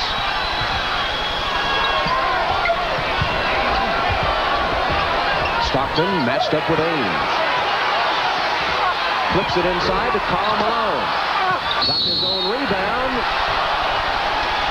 And he will go to the line for the first time. Watch Karl Malone clapping. Karl Malone thought he deserved a lot more free throws in this game. Look at him down low. He gets the ball, misses the layup, goes back and gets it, and finally they call a foul, and Malone, as he walks out there, claps, actually for the officials saying, thank you, it's about time. Most of the Trailblazers thought, as we talked to them yesterday, that he got ample opportunities at the free throw line without getting any help from the officials. But Malone is saying, finally, at the strike. Cliff Robinson committing the foul, and Robinson, here's a flash, has not changed headbands, has decided to stay with the black. Well, I don't know if I would have done that or not. His team was down at halftime. I think I would have changed. You superstitious? You carry anything to a game that you always have with you? Normally I don't, no. But if he didn't change headbands and they don't win this game, I might burn all these headbands. 1:35 left in the third. The lead is 10. Steal. Jeff Malone knocked it away. Mike Brown thought better of that. Well, the Jazz are the more physical team right now. I mean, I'm telling you right now, Karl Malone put the hammer to Buck Williams. He says, turnabout is fair play, Buck. Mike Brown sets the screen, rolls to the hoop, but Stockton's pass behind him. With 4 to shoot, Brown has it blocked by Robinson. 2-on-1 break. Drexler fouled by Stockton. Good foul. A very good foul by Stockton. He stopped the easy layup, and now Drexler would have to go to the line and make it. Mike Brown made it a good offensive move, but Cliff Robinson came over and blocked it. Number 2 on Stockton. Brown goes hard. Cliff gets a piece of it. He also got a piece of the arm. Triggered this fast break, and Stockton says, not today. And he took the foul, and now Stockton goes out and takes a blow. For the final minute 4 of the third quarter, as Delaney Rudd comes in at the point. There's the free throw shooting by the Blazers, and are you shocked that the Jazz have only gotten 8 free throws at home? Well, not really, because they're not making the calls down under that Karl Malone normally gets the free throws. He's the guy who gets most free throws. No one else on the club really gets that many free throws. You see the score inside the final minute of the third. Jeff Malone comes off a screen, but Drexler was ready for it. Karl Malone in traffic. And it rejected again. Duckworth, I think, blocked that one, and here comes Portland. Touch pass by Drexler inside to Williams. Karl Malone knocked it out of bounds. Karl Malone is pumped up because, again, he thought he got fouled at the other end. I didn't. I thought they did a nice job at the other end, not allowing him to score. He goes, he misses the shot, comes back with it. Drexler comes over and gets nothing but ball, but Malone let the official know it as he went down the court. He didn't like it. There's Drexler with the block shot. Drexler having a bad shooting day, only 3 of 12 from the floor. Ainge ducked the defense by Rudd, but then couldn't hit the shot. And Brown comes down with Duckworth hanging all over him. That is the frustration of Duckworth today. He is so frustrated that he would reach in and grab, and we're going to watch it here. Look at the pounding on the boards. Mike Brown comes away with it. Duckworth won't let go. And because of it, he picks up the foul. Mike Brown has a chance to cash in on a foul that Duckworth shouldn't have made at that time. Duckworth's third foul, and Coach Rick Adelman can't afford to take him out for very long or his left knee stiffens up. That happened to him in game 2. It certainly did. Tendonitis in the left knee bothering Kevin Duckworth as Mike Brown sinks the free throw. In the playoffs, I guess every team has to have, what's a Duckworth? Every team has to have an unsung hero, and it's been Mike Brown for Utah so far. Well, that's one of the reasons he is an unrestricted free agent. He wants to show everybody in the league he can play. He'd like some more dollars. So a little incentive aside from the normal amount for that man, Mike Brown. One final shot. Delaney Rudd. Yes!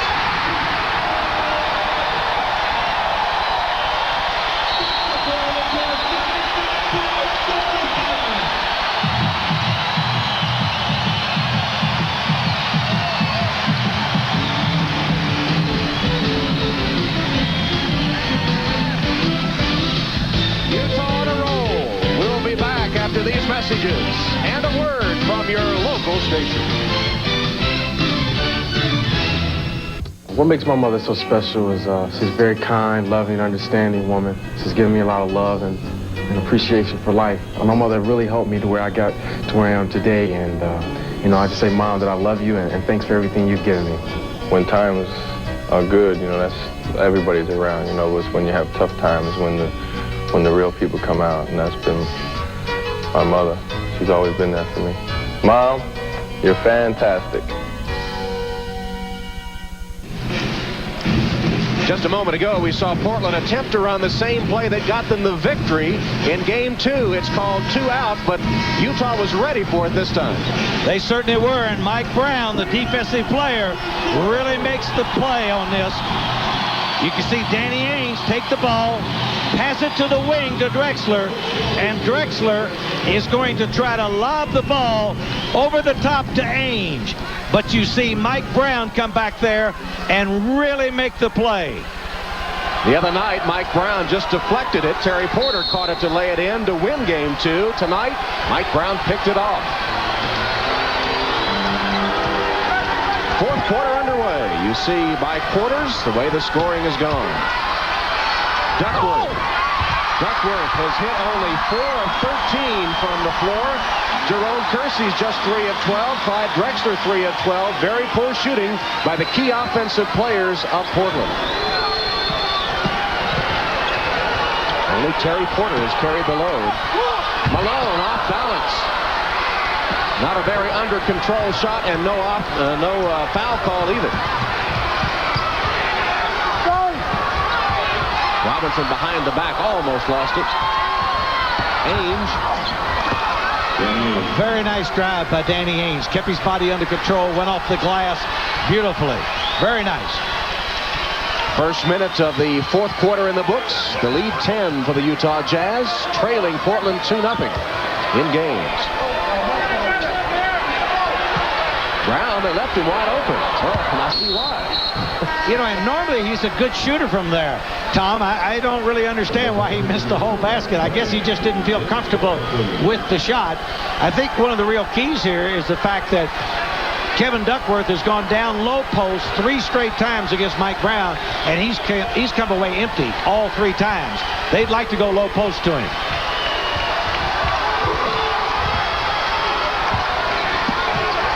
Duckworth. Spin move, too hard. His shot has been consistent all day. Too hard off the back of the rim. Karl Malone. He's gone cold all of a sudden. Neither team can hit the basket. I don't know how many more times Rick Adelman will call this play for Duckworth. Ainge got loose. A nice drive, and the officials didn't make a call because Ainge actually forced the contact there, but he was looking for a free throw also. Utah's lead is 8. John Stockton continues to rest and now gets up off the bench for Jerry Sloan. His replacement, Delaney Rudd, buries a 3. What did I say about the comfort zone of the Salt Palace? Delaney Rudd will step up today. And you know what? Stockton goes back to the bench. He had been at the scorer's table. He said back to the bench after that three-pointer by Delaney Rudd. There's Walter Davis getting into the offensive picture for the Trailblazers as Stockton sat back down. Well, I think Jerry Sloan said as long as Delaney can shoot the ball a little bit and we continue to keep our lead, let's give John Stockton all the rest we can right now. It's like he had him on a string. Rudd hit the 3 and he jerked that string and got Stockton back. Coaches are good at that. Bad shot until it goes in, then they say, good shot. Malone pounded around in there with Mark Bryant doing the mugging that time. Foul on Mark Bryant as we take a timeout with the clock showing 9 minutes, 9 seconds left. And the Jazz leading the Blazers 80-71. Here's Karl Malone, who's in the paint right now, wrestling in there with Mark Bryant. Push, shove, finally gets his position, makes a turn. Walt Davis comes in. They call the foul on Mark Bryant, but I think Walt Davis fouled him. He is now starting to get to the free throw line. Well, yesterday we asked Kevin Duckworth of Portland what was so tough about playing in the Salt Palace, and Karl Malone was part of his answer. Tough thing about it is the fans, they get on you big time here. Carl get every call that ever was made in the NBA. Well, does Karl Malone here get every call ever made in the NBA? Well, I don't think he has in this ball game. I think the officials have done a nice job of determining what is a fake fall and what is a real fall in this game. And I got to commend the officials because normally, I have to tell you right now, when stronger crews are not working the games during the regular season, a lot of young officials will go for Karl Malone's act or he falls down all the time and put him on the line. Today, these veteran officials are not doing it. Karl's wife, Kay, in the stands today. They were married on Christmas Eve. She's the former Miss Idaho, and they plan an Alaskan fishing trip when the playoffs are over. They hope it'll be a while yet. He had a great line the other day. He was talking to Mel Proctor about his high school graduating class in Summerfield, Louisiana, and he said, well, he was at least in the top 10 in rank in the class, but they discovered there were only 8 in that graduating class. That's Karl Malone. That's the mailman.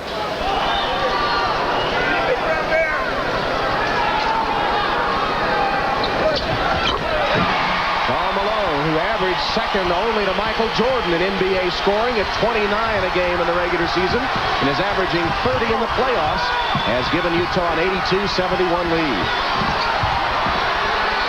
Robinson. I think Bailey might have gotten a piece of the shot, and then the rebound to Utah's Blue Edwards.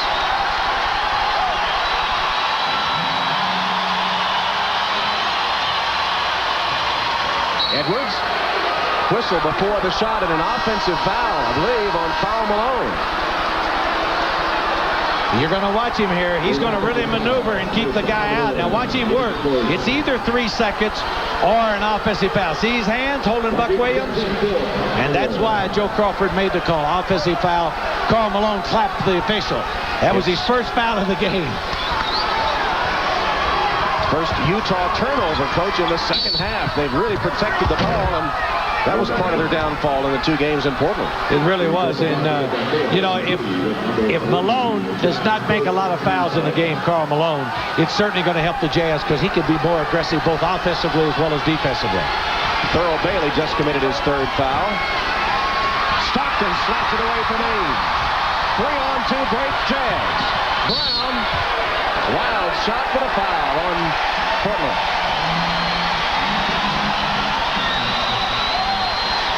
Well, for a slow-down team, they fill the lanes on the break, the Utah certainly Jazz. did. You're going to see Stockton make a nice steal. Danny Ainge relaxed a second. Stockton did what all little guards should do, come up under instead of hacking over the arm. Feeds Mike Brown. Ainge grabs Mike Brown, and he comes away with 2 shots and just buried the first one. There's Danny Ainge, who committed the foul as Brown hits 1 of 2. 83-71. Clock shows just over 8 minutes left. Danny Ainge through traffic. And the rebound by Mike Brown. There's that man again. They have Brown and Eaton on the court at the same time now. Well, that gives Karl Malone a rest. I'll tell you, their interior defense is intimidating. The Blazers have missed a lot of layups today. Edwards. Walter Davis on the loose ball.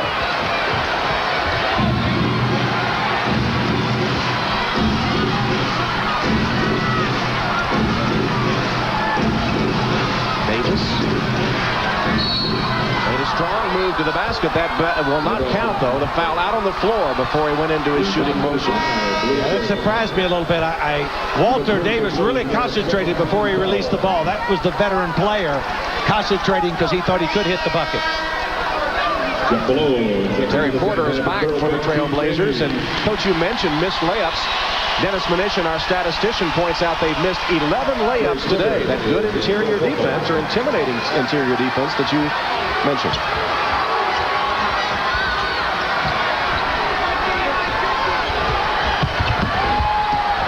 Robinson. Foul on the arm as he made his shot. The young legs of Cliff Robinson, only in his second year out of Connecticut, the second-round draft choice.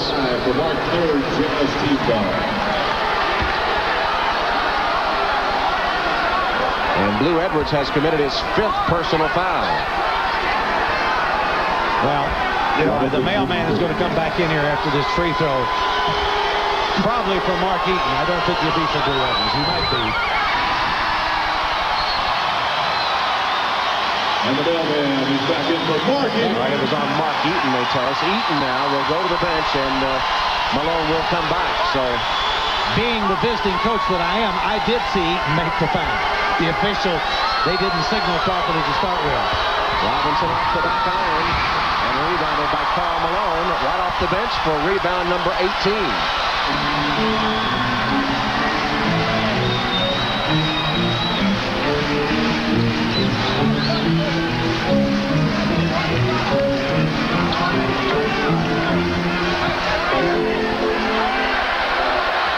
Three to shoot. Edwards does, too hard.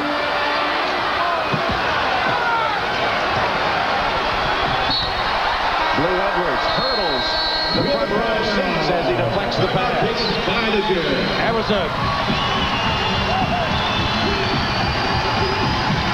That was a great hustle play by Blue Edwards. Look at him go over the top and lands in the second row. Great play.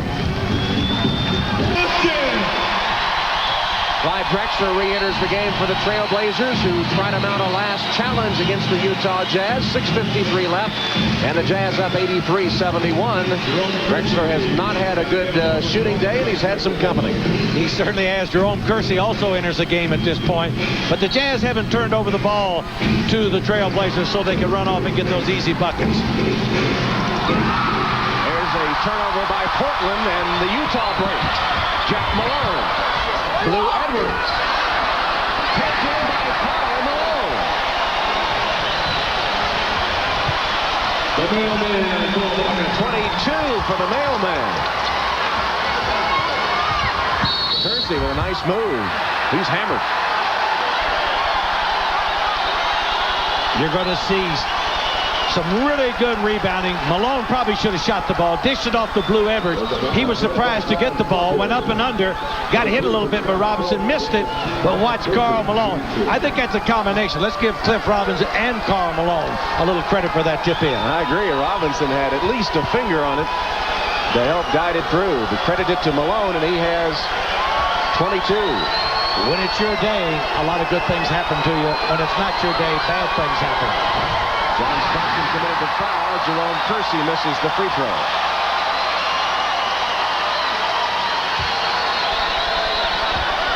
From Longwood College in Virginia. In fact, he led the nation in rebounding in NCAA Division II as a senior, averaging 15 boards a game, and might have been unknown then, but a key player now. Now you're going to see Portland go into their traps, hoping that the Jazz will carelessly throw the ball away. If they can keep the ball in John Stockton's hand, that won't happen. But it went to Karl Malone, and he did turn it over. Kersey takes it the length of the floor. Followed by Drexler, results in a Utah foul. But as you can see, Tom, they're not giving those layups up easy. They really do a nice job of contesting every layup. Drexler just did some great offensive rebounding, but they wouldn't let him lay it back in. And that has really helped the Jazz today. No easy buckets. Drexler hits the free throw after Mike Brown's second foul. Drexler has been the top point getter for the Trailblazers the last 4 years in a row, and a 5-time NBA All-Star. And they're in their trap again, a 2-2-1 zone trap defense, and again 2 straight turnovers. Robinson to Drexler, laid it in. Laid it in after an acrobatic move. The press is bothering the Jazz. And here's Malone dribbling against the press. They get it into the hands of John Stockton. There's the turnover situation. These are the safe hands to put it in, and they're going to get 2 points. On the lob, that was airmail special from the mailman.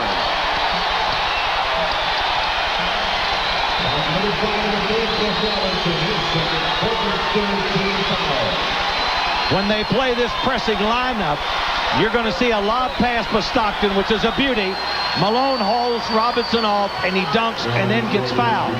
One of the problems with their pressing defense for the Trailblazers is the fact that Buck Williams sits down, and a quicker Cliff Robinson comes in. He'll have problems covering Karl Malone one-on-one low post. He doesn't have the body Buck Williams or the experience and maturity. 3-point play by Karl Malone pumps it back to a 12-point advantage. 5.5 remaining. Ainge. There's Malone one-handed jerking it down for his 20th board of the game. Ainge was disgusted with himself for missing that. He was out here 2 hours before game time trying to get that shot down. Ainge was the first player on the court to warm up today. Malone inside, works it again. He's taking the youngster to school.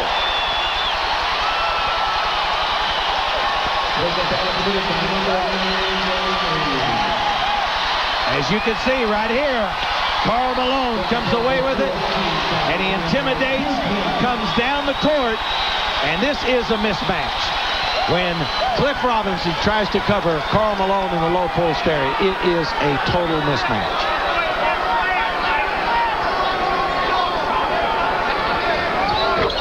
2x3, back-to-back 3-point trips by Karl Malone. But in defense of the young player, Cliff Robinson, it's normally a mismatch with about everybody but Buck Williams. There's a foul, a reach-in against the Jazz. Blue Edwards. That's number 4 on Edwards. He got that nickname Blue, by the way, for what could have been a tragic situation. His oldest sister spotted him when he was actually turning blue, choking on his baby bottle as an infant. And the blue tag has stuck ever since. His real first name, Theodore. By Drexler. And the free throws make it 91-78, 5:06 on the clock.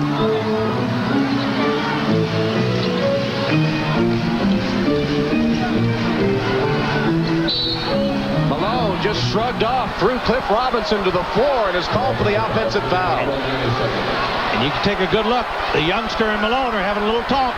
Joe Crawford got in between them. Now, why would Karl Malone do that in this situation? Doesn't make any sense to just grab him and throw him down when you're about to put the game away.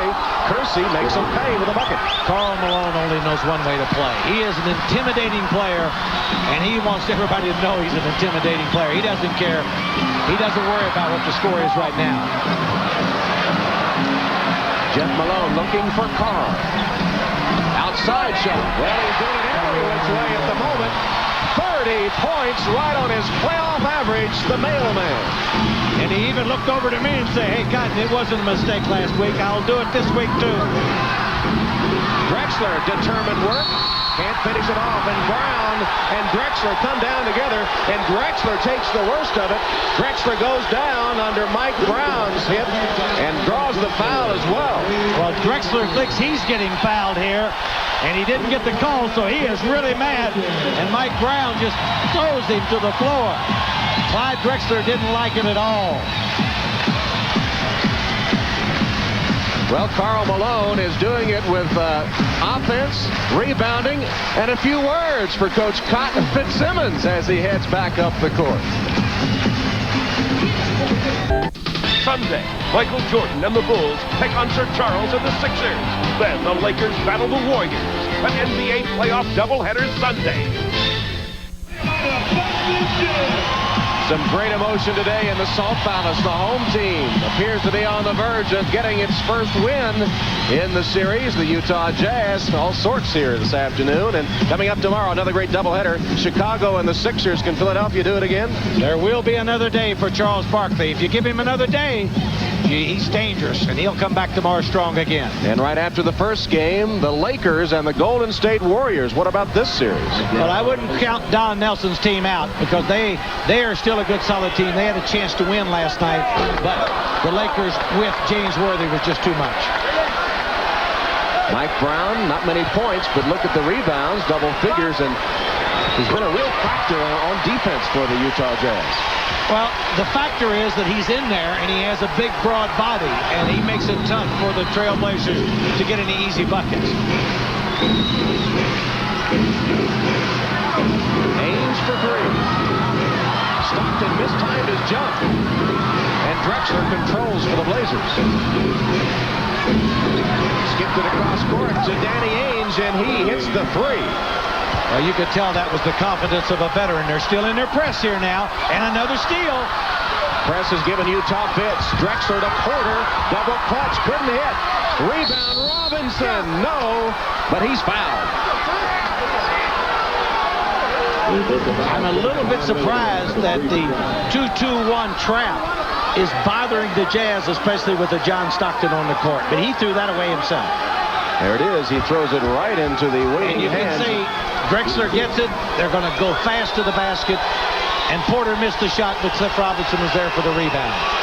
Karl Malone has committed his third foul.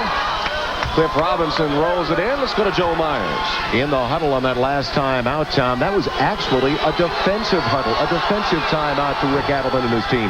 They want to continue to trap, and they also talked about rebounding, but it was basically most of the time spent on defense. Tom? All right, Joel, and there's the trap again in backcourt against Stockton, and a foul on Danny Ainge. Well, that's the kind of foul you don't want because John Stockton is an excellent free throw shooter. I think Ainge felt that he wasn't fouling, but he was blocking him, and the official said, hey, wait a minute now. I don't mind you trapping, but I'm not going to let you get away with blocking the guy. Stockton, an 84% free throw shooter. Where does he rank, Coach Cotton Fitzsimmons, in the list, John Stockton, of great point guards in professional basketball? Well, he's got to be right up there with all of them. You know, Magic is in a class by himself. John Stockton truly understands how to play the game of basketball. And as Magic has acknowledged the heir apparent to that NBA career assist title that Magic now holds, Terry Porter blows by the defense for the layup. 96-86. Portland's cut it to 10. Edwards has it taken away by Robinson. And then stolen back by Jeff Malone.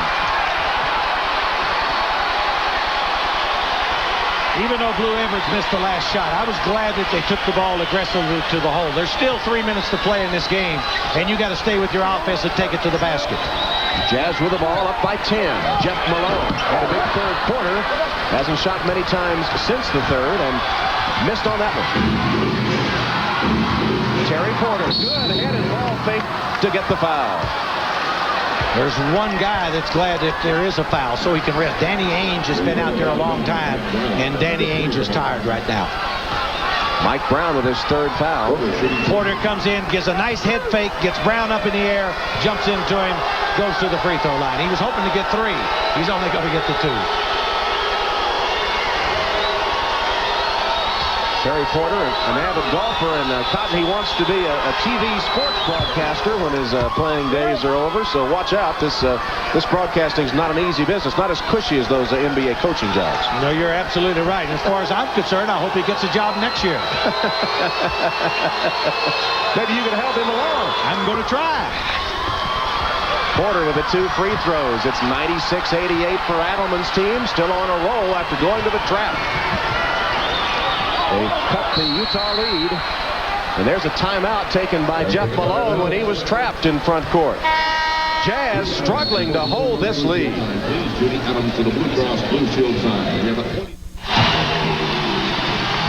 22nd timeout taken there by the Utah Jazz. Well, you know, the Jazz, I think, are taking the trap a little nonchalantly. I think they'd be better off if they just attack it and try to get the layup at the other end. But right now they're doing it slowly, and they've been turning the ball over. Now we're going to see a trap by the Trailblazers here. Try to get the ball back, and they do. Again, the Portland defense pays off. Drexler made a great catch for the slam and a foul. These are the things that you worry about when you play the Portland Trailblazers. Watch this trap. They take it away from Mike Brown. Kersey comes up with it, goes out on the dribble, and makes a beautiful pass to Clyde Drexler, who finishes it off for only two. He missed a crucial free throw. And a reach-in foul as Jeff Malone came down with a rebound. Utah Jazz have a couple of players in foul trouble, Blue Edwards and Mark Eaton with 5 each. And this Portland foul will go send us to the Utah free throw line. Danny Ainge with the personal. The one thing the Blazers don't want to do is foul, because especially foul this guy. That's Thurl Bailey back for the Jazz. Putting in a little better ball handler against the trap than Mike Brown. Jeff Malone, 2 key free throws, puts the lead back to 8 as we come to the 2-minute mark. Ainge 3 off the front of the rim. Here's Stockton. They'll trap him in the half court. And the Jazz going to work on the clock a bit, too. I think that's a smart move. They got it in the hands of a good shooter who's going to try to back Porter down and take the shot. But he has to give it up quick, and they're going to have to shoot the ball quick. They're not going to get a shot off. There's the 24-second buzzer. Violation by the Utah Jazz. They wanted a foul, didn't get the call. It'll be Portland's ball. Let's go to Joe Myers. During the 22nd timeout, Rick Adelman and his coaching staff reminding the Portland Trailblazers that, remember that deficit that Utah almost overcame a couple of nights ago in Game 2 back in Portland. So he wants to remind his team, minute 50, 8 points, still plenty of time. We'll be back to the Salt Palace for the final minute 50 right after these words.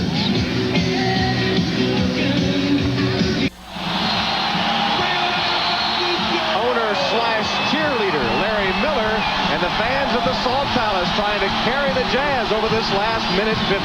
He seems to be a little happier right now than he was a minute ago when they turned it over. He's just holding on for a minute 50. They need this win. Down 2-0 to Portland. Need to sweep it home, the Utah Jazz, before they head back to another place that's tough to win, Memorial Coliseum in Portland, Oregon.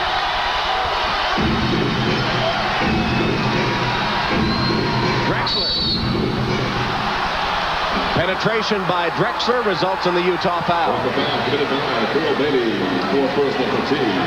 Thurl Bailey committing the foul, and it's his 4th. Well, you saw Clyde take it to the basket tough. He either wanted to get to the bucket, lay it in, dish it off, or get to the line. So he came away with the 2 free throws, and he only used up 4 seconds on the clock. That was important.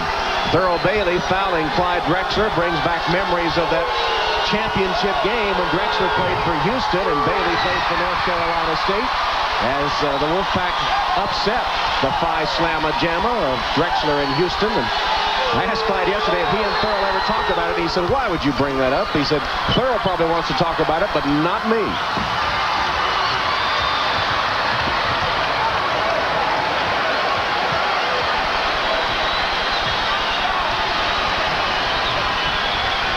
Stockton guarded by Porter and content to let the clock tick away. Shot clock under 10. Malone double team.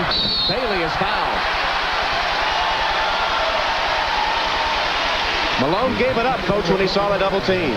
Yeah, it was a very nice pass. I was just going to say, watch him here. Thurl Bailey, right place, right time. Kersey behind him has to foul him. Very nice play by Karl Malone. He didn't force the shot, dished it off to his teammate. Number 5 on Kersey as Thurl Bailey toes the strike.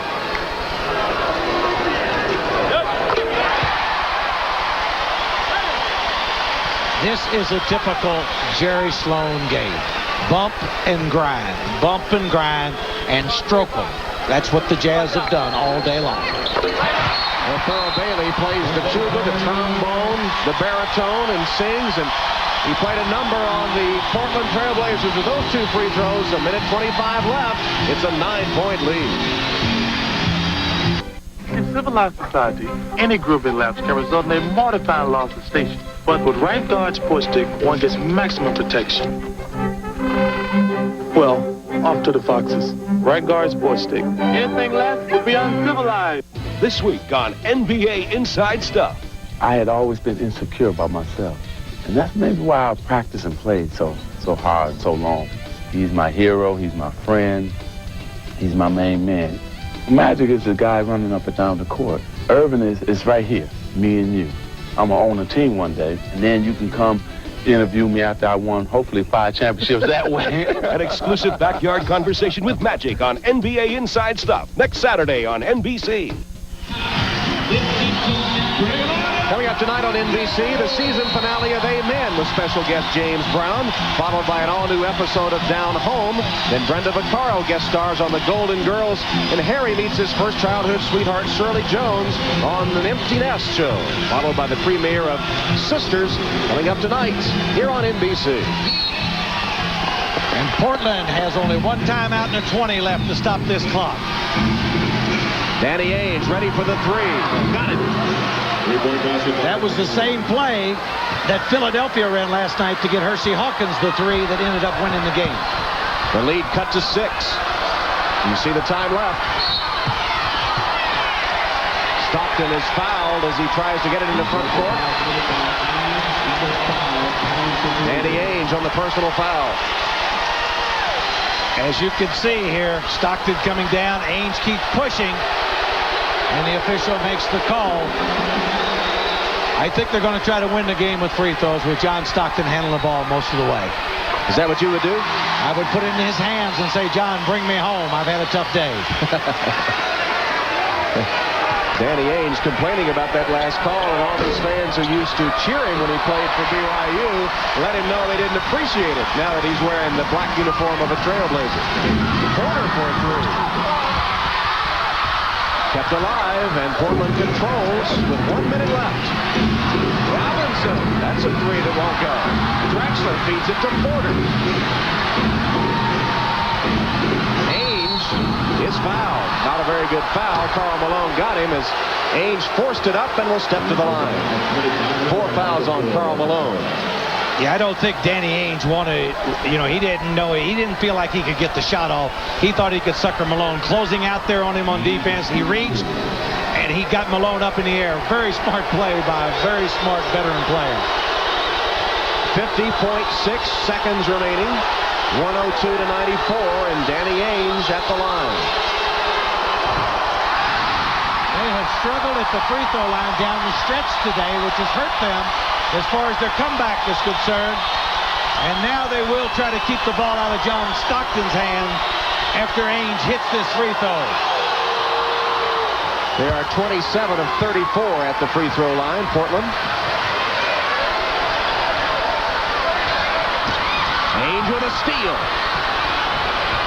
Drexler takes it to the hoop. Can't score. Loose ball foul called against Jerome Kersey of Portland. And he's got a technical, too.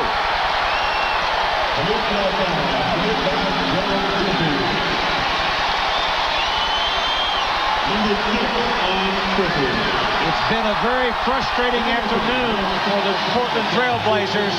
They have missed so many easy shots. Drexler, they make the steal. They go down. Drexler misses the layup. They fight for the rebound. End up fouling Jeff Malone, who just cashed in a free throw here on the technical foul.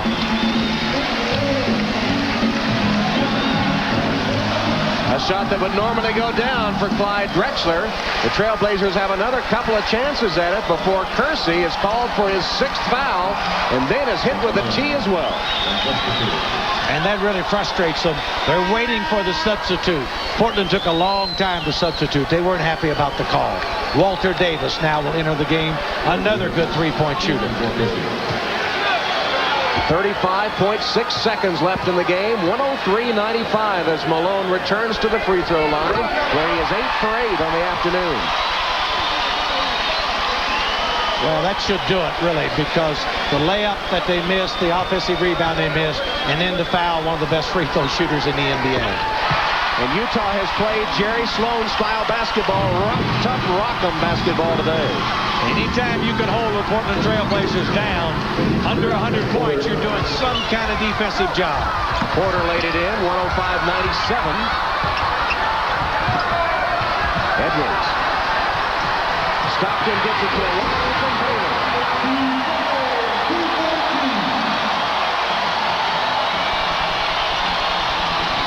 They'll let Ames go to the basket and try to take the charge. No call.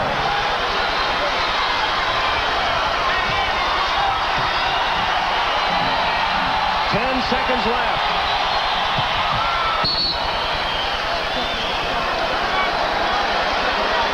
This has belonged to the Jazz, believe it or not, ever since the first quarter. When they built up that 14-point lead, Portland got back within 3, but they could never overcome the Jazz. And Ames will go to the basket and be fouled with 1.1 seconds left. And it gives us a chance to recognize today's Miller Genuine Draft Player of the Game, Karl Malone of the Utah Jazz, with 30 points and 21 rebounds. Karl Malone is our Miller Player of the Game, and on behalf of he, NBC, and Miller Genuine Draft donate $1,000 to the Thurgood Marshall Scholarship Fund. He also made the last foul because, remember what I said? He didn't care what the score is. He wasn't going to give Ainge an easy layup. He says, go to the free throw line, Danny. He has had a great ball game today. He really has. He used his muscle. He played a very smart game. John Stockton ran the show, and his running mate, Jeff Malone, did an outstanding job. But the cast of characters did the job for him. And Utah back in it after coming home and posting their first win of the series. Portland still leads 2-1, but Utah sent a message today, beating the Blazers 107-101. Coming up next, except for those on the West Coast, stay tuned for your local news, immediately followed by NBC Nightly News with Gary Gutley on most of these stations. Now for Joel Myers and Cotton Fitzsimmons, this is Tom Hammond reminding you this has been a presentation of the NBA on NBC.